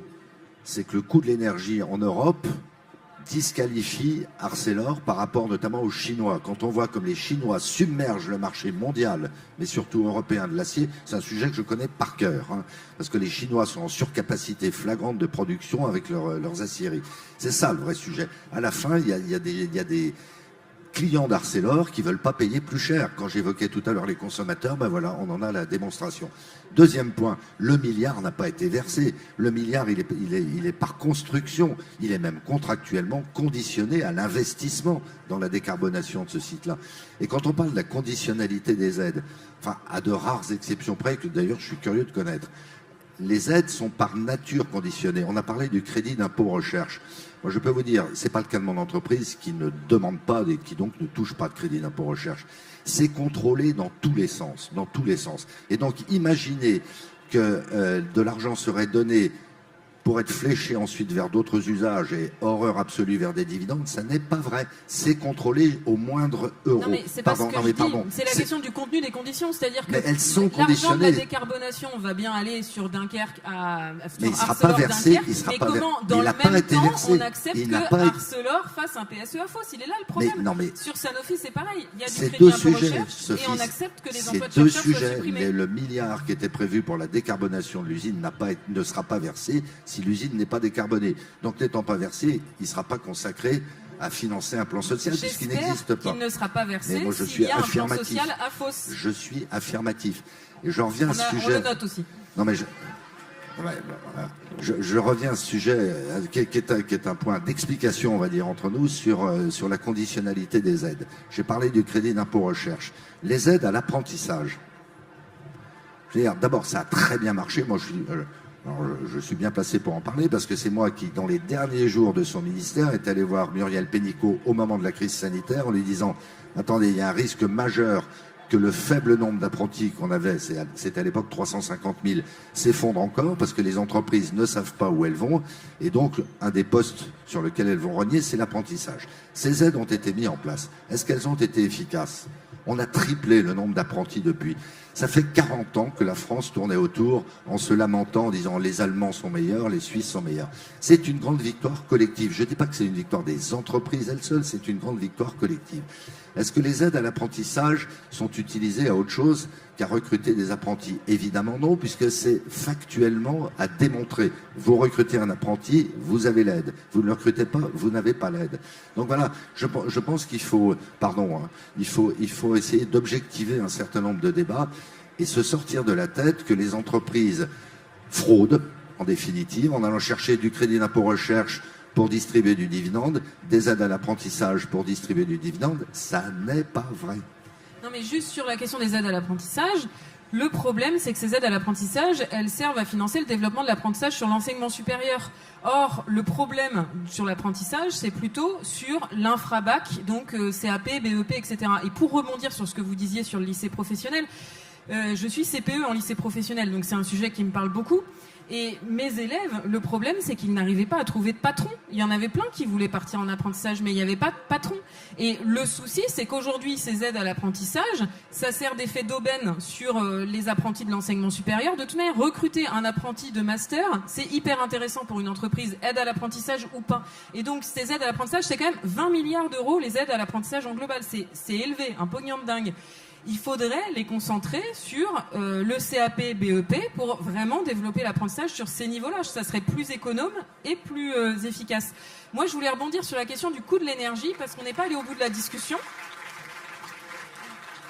Dès lors qu'on partage, et je pense que c'est un point important, de se dire qu'un handicap très important pour notre industrie, c'est le coût de l'énergie. Moi, je vous interroge, quand est-ce qu'on fait un front commun sur la question du coût de l'énergie pour se battre contre le gouvernement français et contre Bruxelles, pour dire qu'il faut sortir de ce mécanisme complètement absurde de rendre à la spéculation le prix de l'énergie. Faisons la même chose que ce qui a été fait en Espagne. Aujourd'hui, la CGT, elle est trop seule à dire ça. Le jour, vous êtes un homme puissant, monsieur Martin, le jour où le MEDEF dira ça et portera ça, évidemment qu'on aura une toute autre portée dans notre capacité à sortir l'énergie du champ de la spéculation.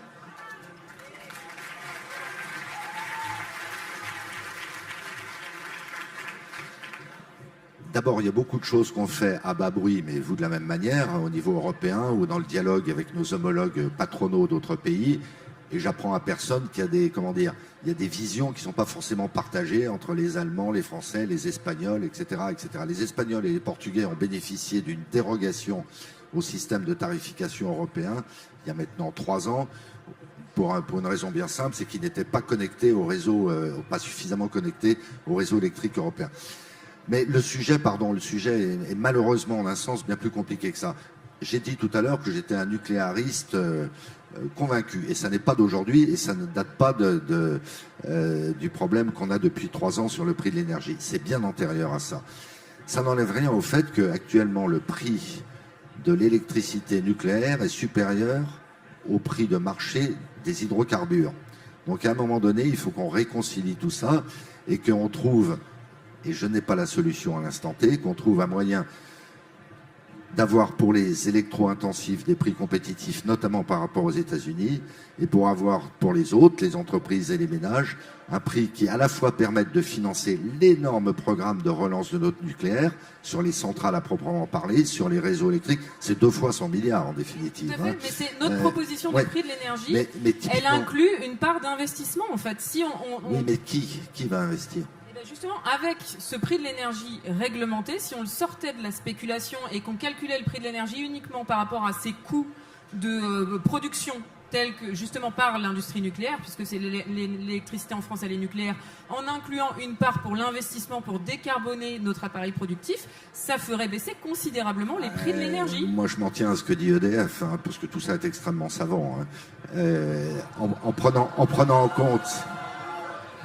compte l'amortissement et la prolongation de durée de vie des centrales existantes, ils ne sortent pas à moins de 70 € le mégawatt. Et ben, le prix du gaz aux États-Unis actuellement, c'est quoi ? C'est 17 € le mégawatt. Oui, mais en attendant, ça permettrait de baisser les tarifs par rapport à aujourd'hui en France. En partant du prix de revient, du prix d'investissement, peut-être qu'on ne serait pas au niveau des États-Unis, mais on serait quand même plus faible qu'aujourd'hui. Oui, enfin bon, il y a les entreprises qui ont contracté quand les prix de marché sont montés à 600 €. Enfin, je ne sais pas si c'est le lieu de débattre de ça. Revoyons-nous pour parler de cette question clé.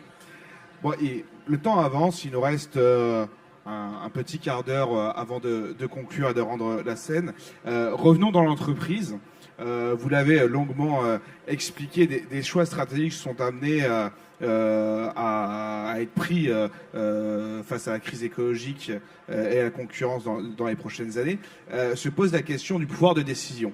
Est-ce que les salariés, qui pour certains voient leur emploi menacé, doivent avoir une plus grande part de pouvoir dans l'entreprise, et surtout, avec maintenant 8 années de recul, Monsieur Martin, quel bilan vous tirez des ordonnances Macron dont Sophie Binet a demandé le retrait en tout début d'interview? Alors, il y a deux approches. En tant que partenaires sociaux, on peut, et on se doit d'ailleurs, de s'interroger sur les mécanismes qui ont été mis en place. Et je sais très bien que c'est vrai à la CGT, c'est vrai dans les autres centrales syndicales. Il y a plus qu'une frustration, un mécontentement lié au fait qu'il y a eu un rapprochement d'un certain nombre d'instances représentatives du personnel. L'autre lecture, c'est de voir les résultats que ça a donné. Je reviens sur le chiffre que j'évoquais tout à l'heure, que je citais tout à l'heure, il n'y a jamais eu autant d'accords d'entreprise. Donc, au titre d'une forme de principe de réalité ou d'efficacité, moi je ne pense pas que le fait qu'on ait révisé de cette manière les instances représentatives du personnel ait été aussi préjudiciable à la qualité et au volume. Le nombre d'accords, c'est pas moi qui le donne, hein, c'est le ministère du Travail. Donc ça mérite quand même qu'on s'y attarde. Et puis j'ajoute une chose, ces ordonnances ont fixé un nouveau référentiel réglementaire ou législatif. Ça n'empêche pas les entreprises d'aller plus loin. Et il y a un certain nombre d'entreprises qui, pas immédiatement, pour la plupart d'entre elles, mais avec le recul du temps, se sont dit que finalement l'éloignement de ces instances par rapport aux salariés pouvait être finalement préjudiciable au climat social et tout simplement à l'efficacité dans les entreprises.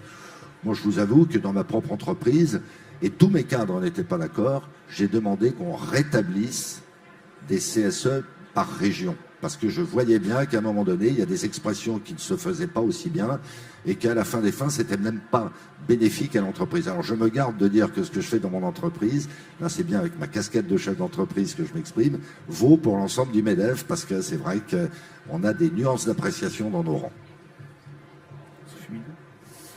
Oui, bon, moi j'ai lu avec beaucoup d'intérêt le rapport du comité de suivi des ordonnances qui a été coécrit par quelqu'un que vous connaissez bien puisque c'est Jean-François Pillard qui vient de l'UMM, un pilier du MEDEF. Ce rapport du comité de suivi des ordonnances, il dit que ça ne va pas, que la situation est catastrophique, notamment la suppression des CHSCT, c'est un gros problème sur la question de la santé et de la sécurité des salariés. Et le problème, c'est que là, au-delà de l'ambiance bon enfant, en fait, ça nous fait pas rire parce que derrière, c'est nos vies dont il s'agit. La France, elle a le record européen en matière de mortalité au travail et d'accidents au travail. C'est chaque jour 2 ouvriers qui meurent en France au travail. On n'en parle jamais. 2500 accidents du travail chaque jour. On vient d'annoncer tout à l'heure, j'en suis très fière, qu'on allait inaugurer un observatoire des morts au travail avec la ville de Paris, donc la CGT en est partie prenante. Bah, moi, mon problème, c'est que c'est un observatoire juste pour Paris. Je pense qu'il faudrait faire ça au niveau national pour rendre visible ce fléau, parce que personne n'en parle, on n'a même pas des chiffres compilés. Et surtout, pour pouvoir se dire, il n'y a pas de fatalité. On l'a montré sur les chantiers des Jeux Olympiques, avec la charte sociale pour laquelle la CGT s'est battue. Grâce à cette charte sociale, on a divisé par 4 le nombre d'accidents du travail et le nombre de morts au travail. Ça s'est pas fait par magie. Ça s'est fait parce qu'on a multiplié par 5 le nombre de contrôles de l'inspection du travail. Donc il faut considérablement augmenter les effectifs d'inspecteurs et d'inspectrices du travail pour pouvoir faire ça partout. Et puis la deuxième chose, c'est qu'on a créé des prérogatives supplémentaires pour nous. On a rétabli des formes de CHSCT partout, avec des CHSCT de sites intégrant les sous-traitants, des visites de chantier très régulières, patrons, représentants du personnel pour identifier tous les problèmes, etc. Ça marche. Le problème, c'est pourquoi est-ce qu'on ne fait pas ça partout? Et donc, il faut commencer par rétablir les CHSCT pour mettre fin à cette hécatombe au travail. L'autre chose qui pose problème, enfin il y a plein de choses qui posent problème dans ces ordonnances, mais ce qui pose problème, c'est l'affaiblissement du rôle des branches dans leur capacité de régulation. On sait qu'on a besoin des branches, y compris dans la discussion qu'on a eue tout à l'heure, c'est la discussion sur il ne faut pas penser que toutes les entreprises sont des entreprises du CAC 40. Je suis tout à fait d'accord. Ce qu'il faut qu'on gagne, c'est plus de solidarité entre les donneurs d'ordre et les sous-traitants. Ça se joue à la branche. Pour ça, il faut que les branches, elles soient en capacité de faire des accords normatifs et il faut mettre fin aux possibilités de déroger aux accords de branche et aux accords interprofessionnels. Et puis, le dernier point, c'est que aujourd'hui, être représentant du personnel, c'est devenu mission impossible. Quand on est au CSE, il faut à la fois qu'on soit en capacité de maîtriser sur le bout des bois la situation économique de l'entreprise, il faut qu'on sache aussi travailler sur les activités sociales et culturelles, il faut qu'on sache intervenir sur les questions de santé et sécurité, le harcèlement sexuel, question très importante dans les entreprises, et puis il faut aussi qu'on soit présent en proximité avec les salariés alors que le nombre de représentants du personnel a été divisé par 3. C'est juste pas possible. Et aujourd'hui, ce que vous, comme nous, constatons sur le terrain, c'est qu'il y a un déficit de vocation. Et moi, je suis appelée très régulièrement par des DRH qui me demandent de venir expliquer dans des séminaires comment est-ce qu'on fait pour recruter des représentants du personnel. Mais moi, j'ai pas de recette magique pour recruter des représentants du personnel. Il faut juste nous permettre de pouvoir jouer notre rôle. Et donc ça veut dire permettre aux suppléants de siéger avec les titulaires. Déjà, ça changerait considérablement la donne. C'est un truc tout simple. Ça doublerait le nombre de représentants du personnel. Garantir qu'il y ait systématiquement des CHSCT, contrairement à la situation actuelle. Généraliser les représentants de proximité. Voilà, c'est plein de propositions toutes simples. Et le problème, c'est quand est-ce qu'on en parle ? Un de vos représentants a fait un rapport très critique sur la question des ordonnances. Le résultat, c'est qu'Emmanuel Macron a été piqué puisque comme les ordonnances s'appellent ordonnances Macron, ça a touché son ego, donc il a supprimé le comité de suivi des ordonnances, comme ça le problème est réglé. Quand le thermomètre est trop élevé, on casse le thermomètre. On ne peut pas se satisfaire de la situation actuelle en matière de démocratie sociale dans l'entreprise. Et puis dernier point, nous notre problème c'est pas seulement revenir à la situation antérieure, c'est que il faut qu'on puisse intervenir sur les orientations stratégiques des entreprises. Il faut qu'on puisse avoir des avis conformes sur les aides publiques pour pouvoir les suspendre si elles ne vont pas là où elles devraient aller. Il faut qu'on puisse avoir des avis conformes sur les orientations stratégiques, les investissements, les cessions aussi. Il faut qu'il y ait 50% de représentants du personnel dans les conseils d'administration, dans les comités d'audit, dans les comités de rémunération. Quand est-ce qu'on fait ça en France ? Et pour finir, moi, j'ai un peu l'impression que, en fait, vous avez peur de vos propres salariés. En quoi ? Mais non, mais dans ce cas-là, pourquoi est-ce que nous ne pouvons pas avoir ces prérogatives, notamment, par exemple, pouvoir donner un avis conforme sur les aides publiques ? Il y a très peu de représentants du personnel qui s'amuseraient à suspendre les aides publiques de leur entreprise, puisque derrière, l'impact économique, ils le visualisent. Par contre, je pense que ceux de Sanofi l'auraient fait depuis un petit moment pour interpeller sur la politique d'emploi de Leclerc, qui bénéficie d'énormément d'aides publiques. Enfin, je peux multiplier les exemples, vous avez raison, il ne faut pas focaliser sur Sanofi. Mais donc, dans certains moments, ça aurait pu nous servir, mais c'est rare. Les représentants du personnel, ils défendent l'entreprise, l'emploi et l'avenir de moyen long terme de l'entreprise. Et on le voit, quand les entreprises ferment, on est les premiers à se battre pour retrouver des repreneurs et souvent on est bien seul. Et le problème, c'est qu'on n'a pas de prérogative pour faire ça. On parle tout le matin sur les 50% de représentants salariés. Oui. Un mot sur la charte sociale des Jeux Olympiques, parce qu'il faut rendre à César ce qui est à César. Hein. Oui. Co-présidée par la CGT en la personne de Bernard Thibault et par le MEDEF en la personne de Dominique Carlac, et qui a fait effectivement du beau boulot. Hein. La difficulté que vous avez à trouver des militants en définitive hein, pour assumer tous ces mandats qui existent et qui existent moins de fait aujourd'hui dans les entreprises, c'est un sujet auquel nous-mêmes on est confrontés. Il y a la dimension réglementaire législative, mais il y a surtout une forme de désaffection des uns et des autres qui est très grave de mon point de vue pour l'engagement collectif. Si on est là tous dans notre diversité, hein, si on est là aujourd'hui, c'est que nous-mêmes nous sommes tous des gens engagés. Mais moi je le vois dans les rangs patronaux, hein. On gère quand même 15 000 mandats, et on a de plus en plus de mal à pourvoir ces mandats. Et ça n'a rien à voir avec les ordonnances travail. Et je pense que c'est une de nos responsabilités de cultiver ce sens de l'engagement, à nouveau chacun avec ses convictions, chacun sa sensibilité, chacun ses intérêts, sans quoi on laisse le champ libre à des expressions parfois très violentes. Et donc, moi je suis pour des syndicats puissants, organisés, y compris dans la contradiction. Et je continue. Alors ça, on peut le noter. Mais oui, mais non seulement je le dis, mais je le prouve.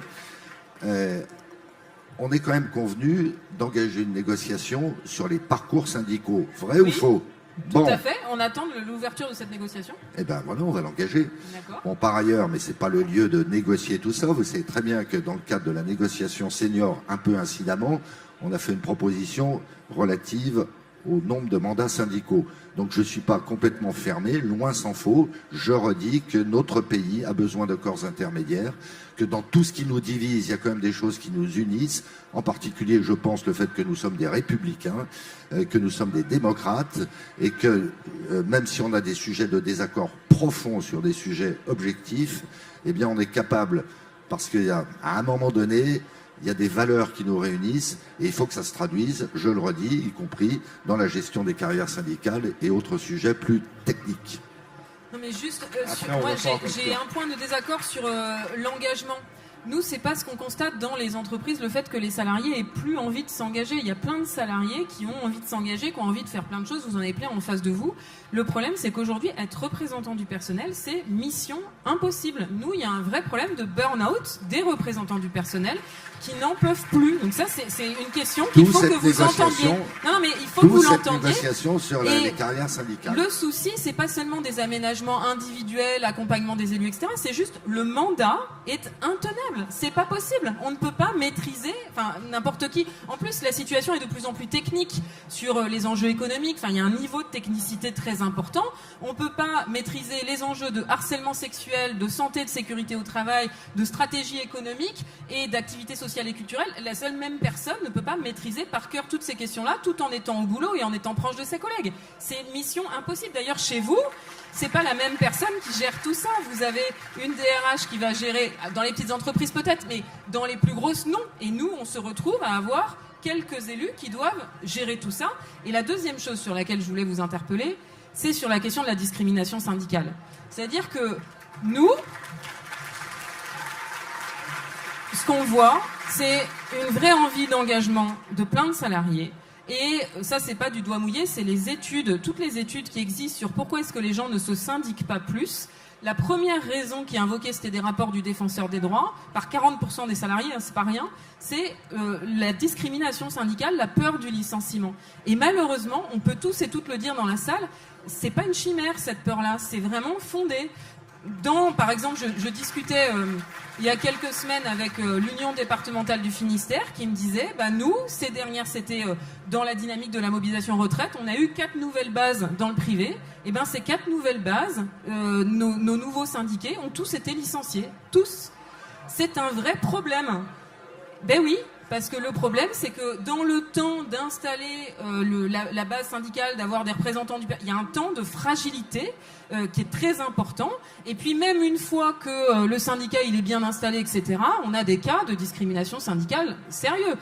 Par exemple, le cas le plus choquant sur ces dernières semaines, c'était la situation de InVivo, une entreprise de l'agroalimentaire où notre camarade Christian Porta donc a été licencié contre l'avis de l'inspection du travail. Donc la direction de l'entreprise l'a fait en sachant bien que c'était interdit. Les prud'hommes ont imposé la réintégration, il n'a pas été réintégré. Les prud'hommes du coup ont imposé la réintégration sous astreinte, il n'a pas été réintégré. Résultat, condamnation à 500 000 €. Christian Porta, notre camarade, a touché 500 000 € de dommages et intérêts par l'entreprise du fait des prud'hommes. Donc on peut dire, très bien, tant pis pour la boîte, elle a été condamnée. Sauf que d'abord ça prend des mois, il a fallu une énorme combativité, etc. Ensuite, je pense pas que ça soit une bonne façon de régler les problèmes. Et surtout, le problème, c'est que c'est une condamnation unique. On n'a jamais eu ça ailleurs en France. Dans la majorité des endroits, ce qui se passe, il y a plein de gens dans la fête qui peuvent en témoigner, c'est que la discrimination, malheureusement, elle fonctionne. Et effectivement, on baisse la tête, on baisse le regard, parce que vous avez nos carrières entre vos mains, vous avez nos vies entre vos mains. C'est ça le problème, c'est que on est dans une situation totalement inégale et vous avez entre vos mains nos vies, les vies de nos familles. Donc on a besoin d'avoir un échange sur les questions de discrimination syndicale pour avoir de vraies protections pour les militants syndicalistes.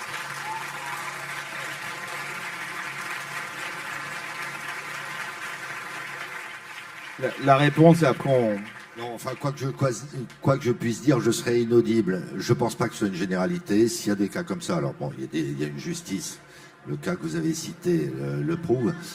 En tout cas, moi, c'est pas du tout ma pente naturelle. Je peux pas dire une chose et son contraire. Je peux pas dire qu'on a besoin d'organisations syndicales puissantes et m'accommoder, je dirais, mais en termes de conviction personnelle déjà, de cas de discrimination. Je risque l'hypothèse, non, je suis assez affirmatif, c'est quand même pas une généralité.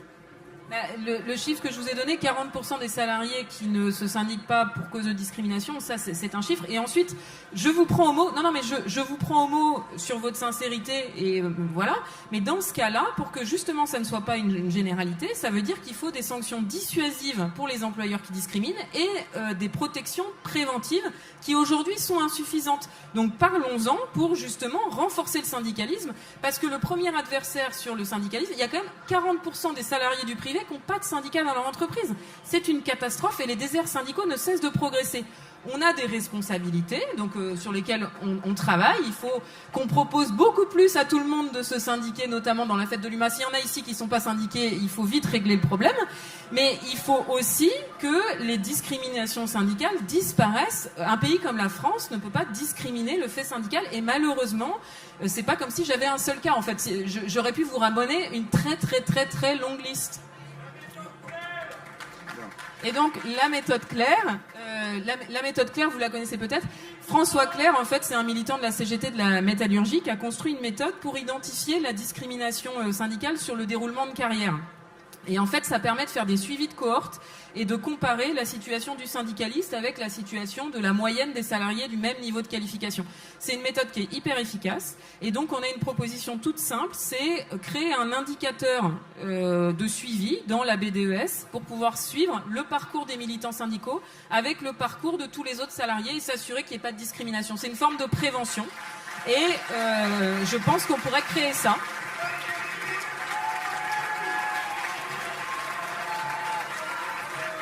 Alors, je prends mon risque, hein, comme depuis le début de cet entretien, hein, mais évidemment dans le respect.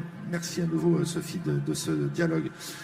Il m'a semblé entendre tout à l'heure une réaction plutôt hostile à l'UIMM. Bon, moi, je pense que l'UIMM, sur le plan social, fait des choses plutôt bien. Et la négociation qu'on a prévu d'engager sur les parcours syndicaux, elle est inspirée notamment par ce que l'UIMM a fait, qui couvre, me semble-t-il, un certain nombre des situations que vous évoquez. Avant de conclure, on va terminer par deux questions d'actualité. Monsieur Martin, vous avez rappelé que si vous rapproche, notamment avec Sophie Binet, c'est les valeurs démocratiques et républicaines. On a connu un moment de vérité post-dissolution avec la menace à ce que l'extrême droite s'empare du pouvoir. Vous avez consacré beaucoup de vos interviews et prises de parole à critiquer le programme du nouveau Front populaire que la CGT a soutenu. Pourtant, vos critiques ont été beaucoup moins marquées à l'égard de l'extrême droite et du danger que pèse sur notre démocratie et partenaires sociaux l'arrivée de Jordan Bardella à Matignon. La question est cash, mais est-ce que vous n'avez pas aussi une part de responsabilité dans les 10,6 millions de voix RN? Alors, c'est pas votre propos, mais je vais quand même commencer par là. Hein. Qui que ce soit qui me soupçonnera à titre personnel, hein, d'avoir des complaisances pour X ou pour Y, je l'attends au virage. Je ne vais pas vous raconter ma vie, mais je le dis avec une forme de gravité. Hein. Ensuite, ça n'est pas vrai ce que vous dites. Avant les élections, j'ai dénoncé la dangerosité du programme du RN exactement dans les mêmes termes que s'agissant du programme du nouveau Front populaire. Et j'ai même ajouté une chose. Interview au Figaro, c'est vrai lors des européennes. Parle sous votre contrôle. Oui, c'est vrai lors des européennes. Mot pour mot. J'ai même ajouté une chose, c'est que le MEDEF, parce que moi je ne fais qu'exprimer la position du MEDEF et je ne m'exprime qu'en tant que chef d'entreprise, j'insiste, pas à titre individuel, je m'interdis de m'exprimer à titre individuel. J'ai même ajouté une chose, c'est que si ce programme avait été plus inspiré par les sociodémocrates, qu'on aime ou qu'on n'aime pas, je n'aurais peut-être pas été aussi sévère, le MEDEF n'aurait peut-être pas été aussi sévère à l'égard du programme du nouveau Front populaire. Depuis lors, c'est-à-dire depuis les élections, je pense que on s'est tous plus ou moins organisés, enfin on s'est pour beaucoup organisés dans ce sens. L'imminence de l'accession au pouvoir du Rassemblement national a été évacuée jusqu'au jour où. Et le scénario qui tournait, et pourquoi pas d'ailleurs d'un point de vue démocratique, c'était l'accession au pouvoir du nouveau Front populaire. Donc j'ai redit, parce que pour nous, le sujet c'était le nouveau Front populaire, la menace imminente du Rassemblement national avait été évacuée. J'ai dit, il y a dans ce programme des choses qui nous paraissent objectivement dangereuses, et je continue à le penser. Non, mais je peux rebondir sur ce point. Non, mais moi, je pense que c'est vraiment un point dont il faut qu'on parle parce que c'est une question majeure, cette question de l'extrême droite.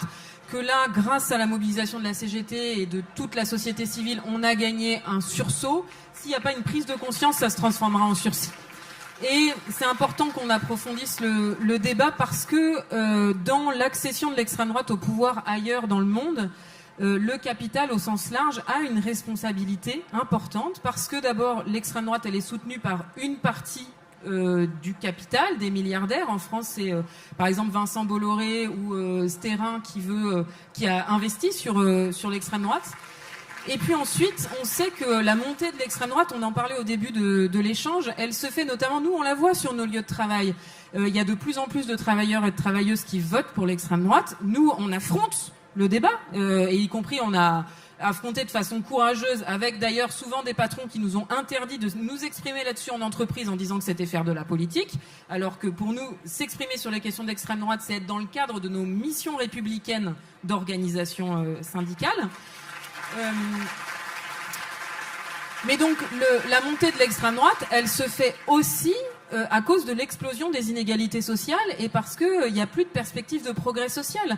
En gros, quand on interroge celles et ceux qui votent pour l'extrême droite, ils sont tout à fait conscients que dans la société, il y a des conflits, mais ils pensent que contre le capital, on ne gagnera pas, que vous avez gagné la lutte des classes, comme disait un milliardaire américain, et que du coup, le seul moyen de gagner, c'est de baisser la position de ceux qui sont juste un tout petit peu plus bas qu'eux. Et donc, ce que je veux dire, c'est que si on veut agir contre l'extrême droite, il faut aussi, là, pour nous, le moyen de faire reculer l'extrême droite, c'est qu'on ait des avancées sociales pour les travailleuses et les travailleurs. Ça, c'est aussi votre responsabilité. Et dernier point, moi, le désaccord que j'ai avec votre positionnement, c'est que vous ne pouvez pas vous contenter de regarder le programme économique et social de l'extrême droite. Évidemment que vous êtes assez d'accord avec ce programme parce qu'il ne nous a pas échappé que l'extrême droite était justement sous l'égide de Bolloré et de Sterrin, était dans une situation de séduction vis-à-vis des milieux d'affaires. Et donc, c'est pour ça que la CGT dénonce l'imposture sociale de l'extrême droite, parce qu'elle ne prévoit aucune avancée pour les travailleuses et les travailleurs. Donc, effectivement, si on se base juste sur le programme économique et social, moi, je comprends que pour vous, le programme du nouveau Front populaire est plus un problème que celui de l'extrême droite. Mais vous ne pouvez pas vous contenter de regarder ça. Dans le programme de l'extrême droite, il y a la préférence nationale, la fin des droits pour les binationaux, une série de mesures contre les libertés et contre les droits fondamentaux de notre République. Et c'est là-dessus qu'on a besoin de vous entendre.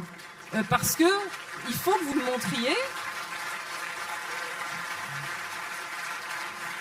qu'en tant qu'organisation républicaine, ces questions-là ne peuvent pas... Et donc c'est pour ça qu'on ne peut pas renvoyer dos à dos la gauche, quelle qu'elle soit, avec l'extrême droite, parce que il y a une différence de nature entre l'extrême droite et tout autre parti politique, et là-dessus, c'est bien la raison pour laquelle, y compris au deuxième tour, la CGT, il y a plein de militantes et militants, c'est la CGT au deuxième tour des législatives qui ont voté pour plein de gens pour lesquels ils n'avaient jamais voté de leur vie, avec des désaccords majeurs sur les questions économiques et sociales. On a mouillé le maillot.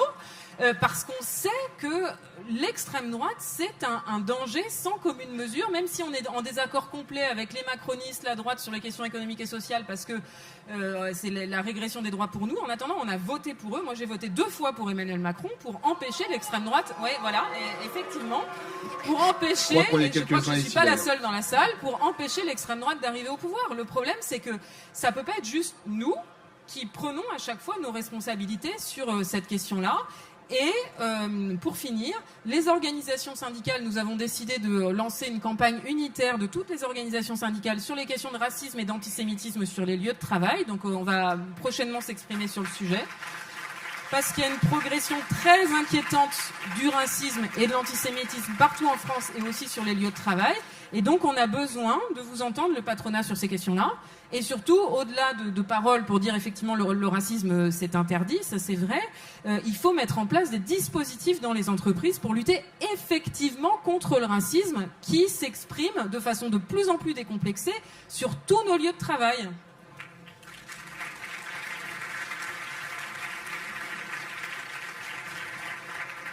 Alors, je commence, Sophie, par vous dire qu'on ne peut pas dire une chose et son contraire. On ne peut pas dire que le grand capital soutient le Rassemblement national alors que le Rassemblement national est contre le grand capital. C'est ce que vous avez dit tout à l'heure.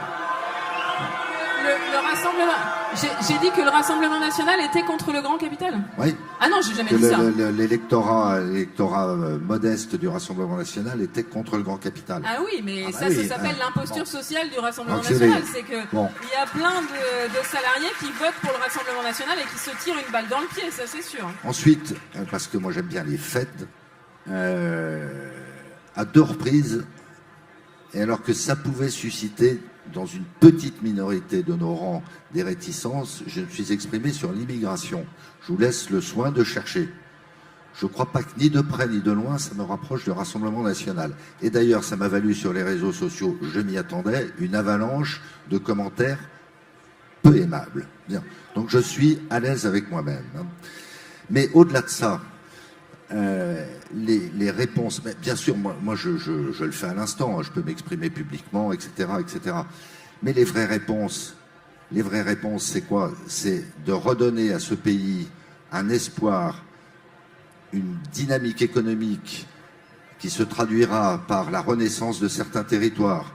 C'est quand même de prendre en compte un certain nombre d'enjeux qui valent d'ailleurs pour les rangs patronaux, relatifs au respect des valeurs républicaines et de l'ordre public. Parce que quand je parle de valeurs républicaines, c'est toutes les valeurs républicaines, c'est pas seulement certaines. Et donc, moi, j'essaie de comprendre les ressorts de ce vote Rassemblement national. Eh bien, il y a une chose, au risque de me faire ruer, que vous ne me ferez pas dire, c'est que les 11 millions d'électeurs du Rassemblement national sont des gens négligeables. Je pense que dans le lot, il y a une immense majorité de gens qu'il faut écouter et à qui il faut apporter des réponses concrètes. Et ce n'est pas le président du MEDEF qui fait les élections. Non, mais moi je peux réagir pendant des heures. Ouais, mais il va falloir malheureusement qu'on rende le plateau. Sophie, un mot. Il y a une journée de mobilisation le 1er octobre, jour de l'arrivée du budget devant les députés, quoique ça pourrait être retardé, on ne sait pas. Depuis 2017, la dette s'est creusée de 1 000 milliards. L'Union européenne a ouvert une procédure contre la France pour déficit excessif. Est-ce bien raisonnable de demander des nouvelles dépenses dans ce contexte ? Oui, c'est tout à fait raisonnable, ce d'autant que nous, on propose des recettes, en fait, parce que cette dette, elle s'est accrue, notamment du fait des cadeaux d'Emmanuel Macron pour les plus riches et les plus grandes entreprises, puisque depuis le début du septennat d'Emmanuel Macron, c'est plus de 70 milliards de baisse d'impôts pour les plus riches et pour les plus grandes entreprises qui ont été consentis chaque année. Donc, sur le budget 2025, il suffit d'en remettre en cause une partie pour arriver à l'équilibre. Et puis, si on les remet en cause dans l'intégralité, on pourra très bien financer nos services publics et notre système de retraite. Et donc, cette mobilisation du 1er octobre, elle est juste indispensable. Parce que là, moi, je tiens à remercier Patrick Martin de s'être prêté à cet exercice qui, je pense, était intéressant pour toutes et tous.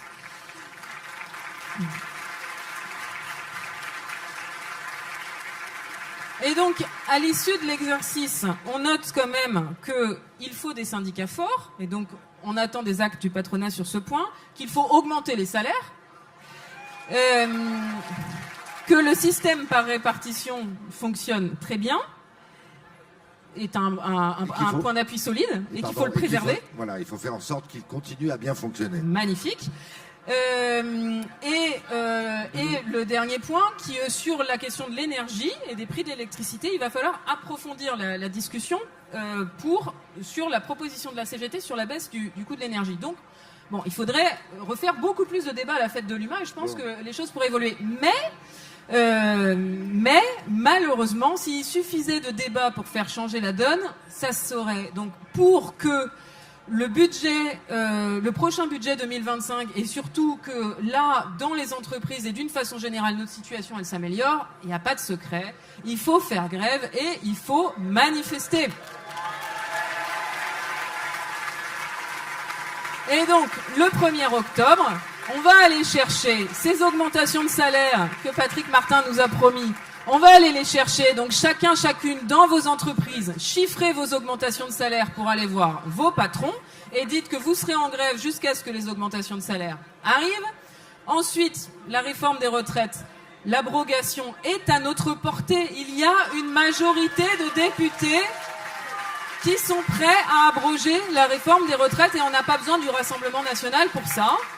Mais par contre, s'il n'y a pas de mobilisation, c'est sûr qu'on n'aura pas l'abrogation de la réforme des retraites, mais elle est à notre portée. C'est le match retour contre la réforme des retraites, cette mobilisation du 1er octobre.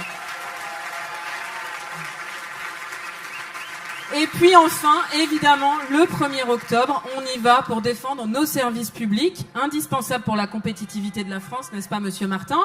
La question de l'école, tout le monde peut en témoigner ici, il y a des milliers de classes dans lesquelles il n'y a pas d'enseignants en cette rentrée, plus de 1000 élèves handicapés qui ne sont pas scolarisés. L'enseignement supérieur, la recherche, c'est une catastrophe. La France est dans une situation honteuse par rapport aux États-Unis, avec une paupérisation scandaleuse de nos chercheurs, de nos étudiants et de nos meilleurs talents. Et puis, la situation de la santé, c'est juste, je n'ai plus de mots. On meurt aujourd'hui à l'hôpital. Et le problème, c'est que le premier déplacement de notre nouveau Premier ministre, il est allé dans un hôpital. Donc moi, je me suis dit, Mazel Tov, il a compris qu'il y avait un problème. Sauf que pourquoi est-ce qu'il va dans l'hôpital pour nous dire, il va falloir faire des économies? Ben ça, c'est juste pas possible. Non seulement il ne faut pas faire d'économies pour les hôpitaux publics, mais il faut un plan pluriannuel avec des milliards pour financer nos hôpitaux publics, parce que c'est plus possible qu'on meure dans nos hôpitaux.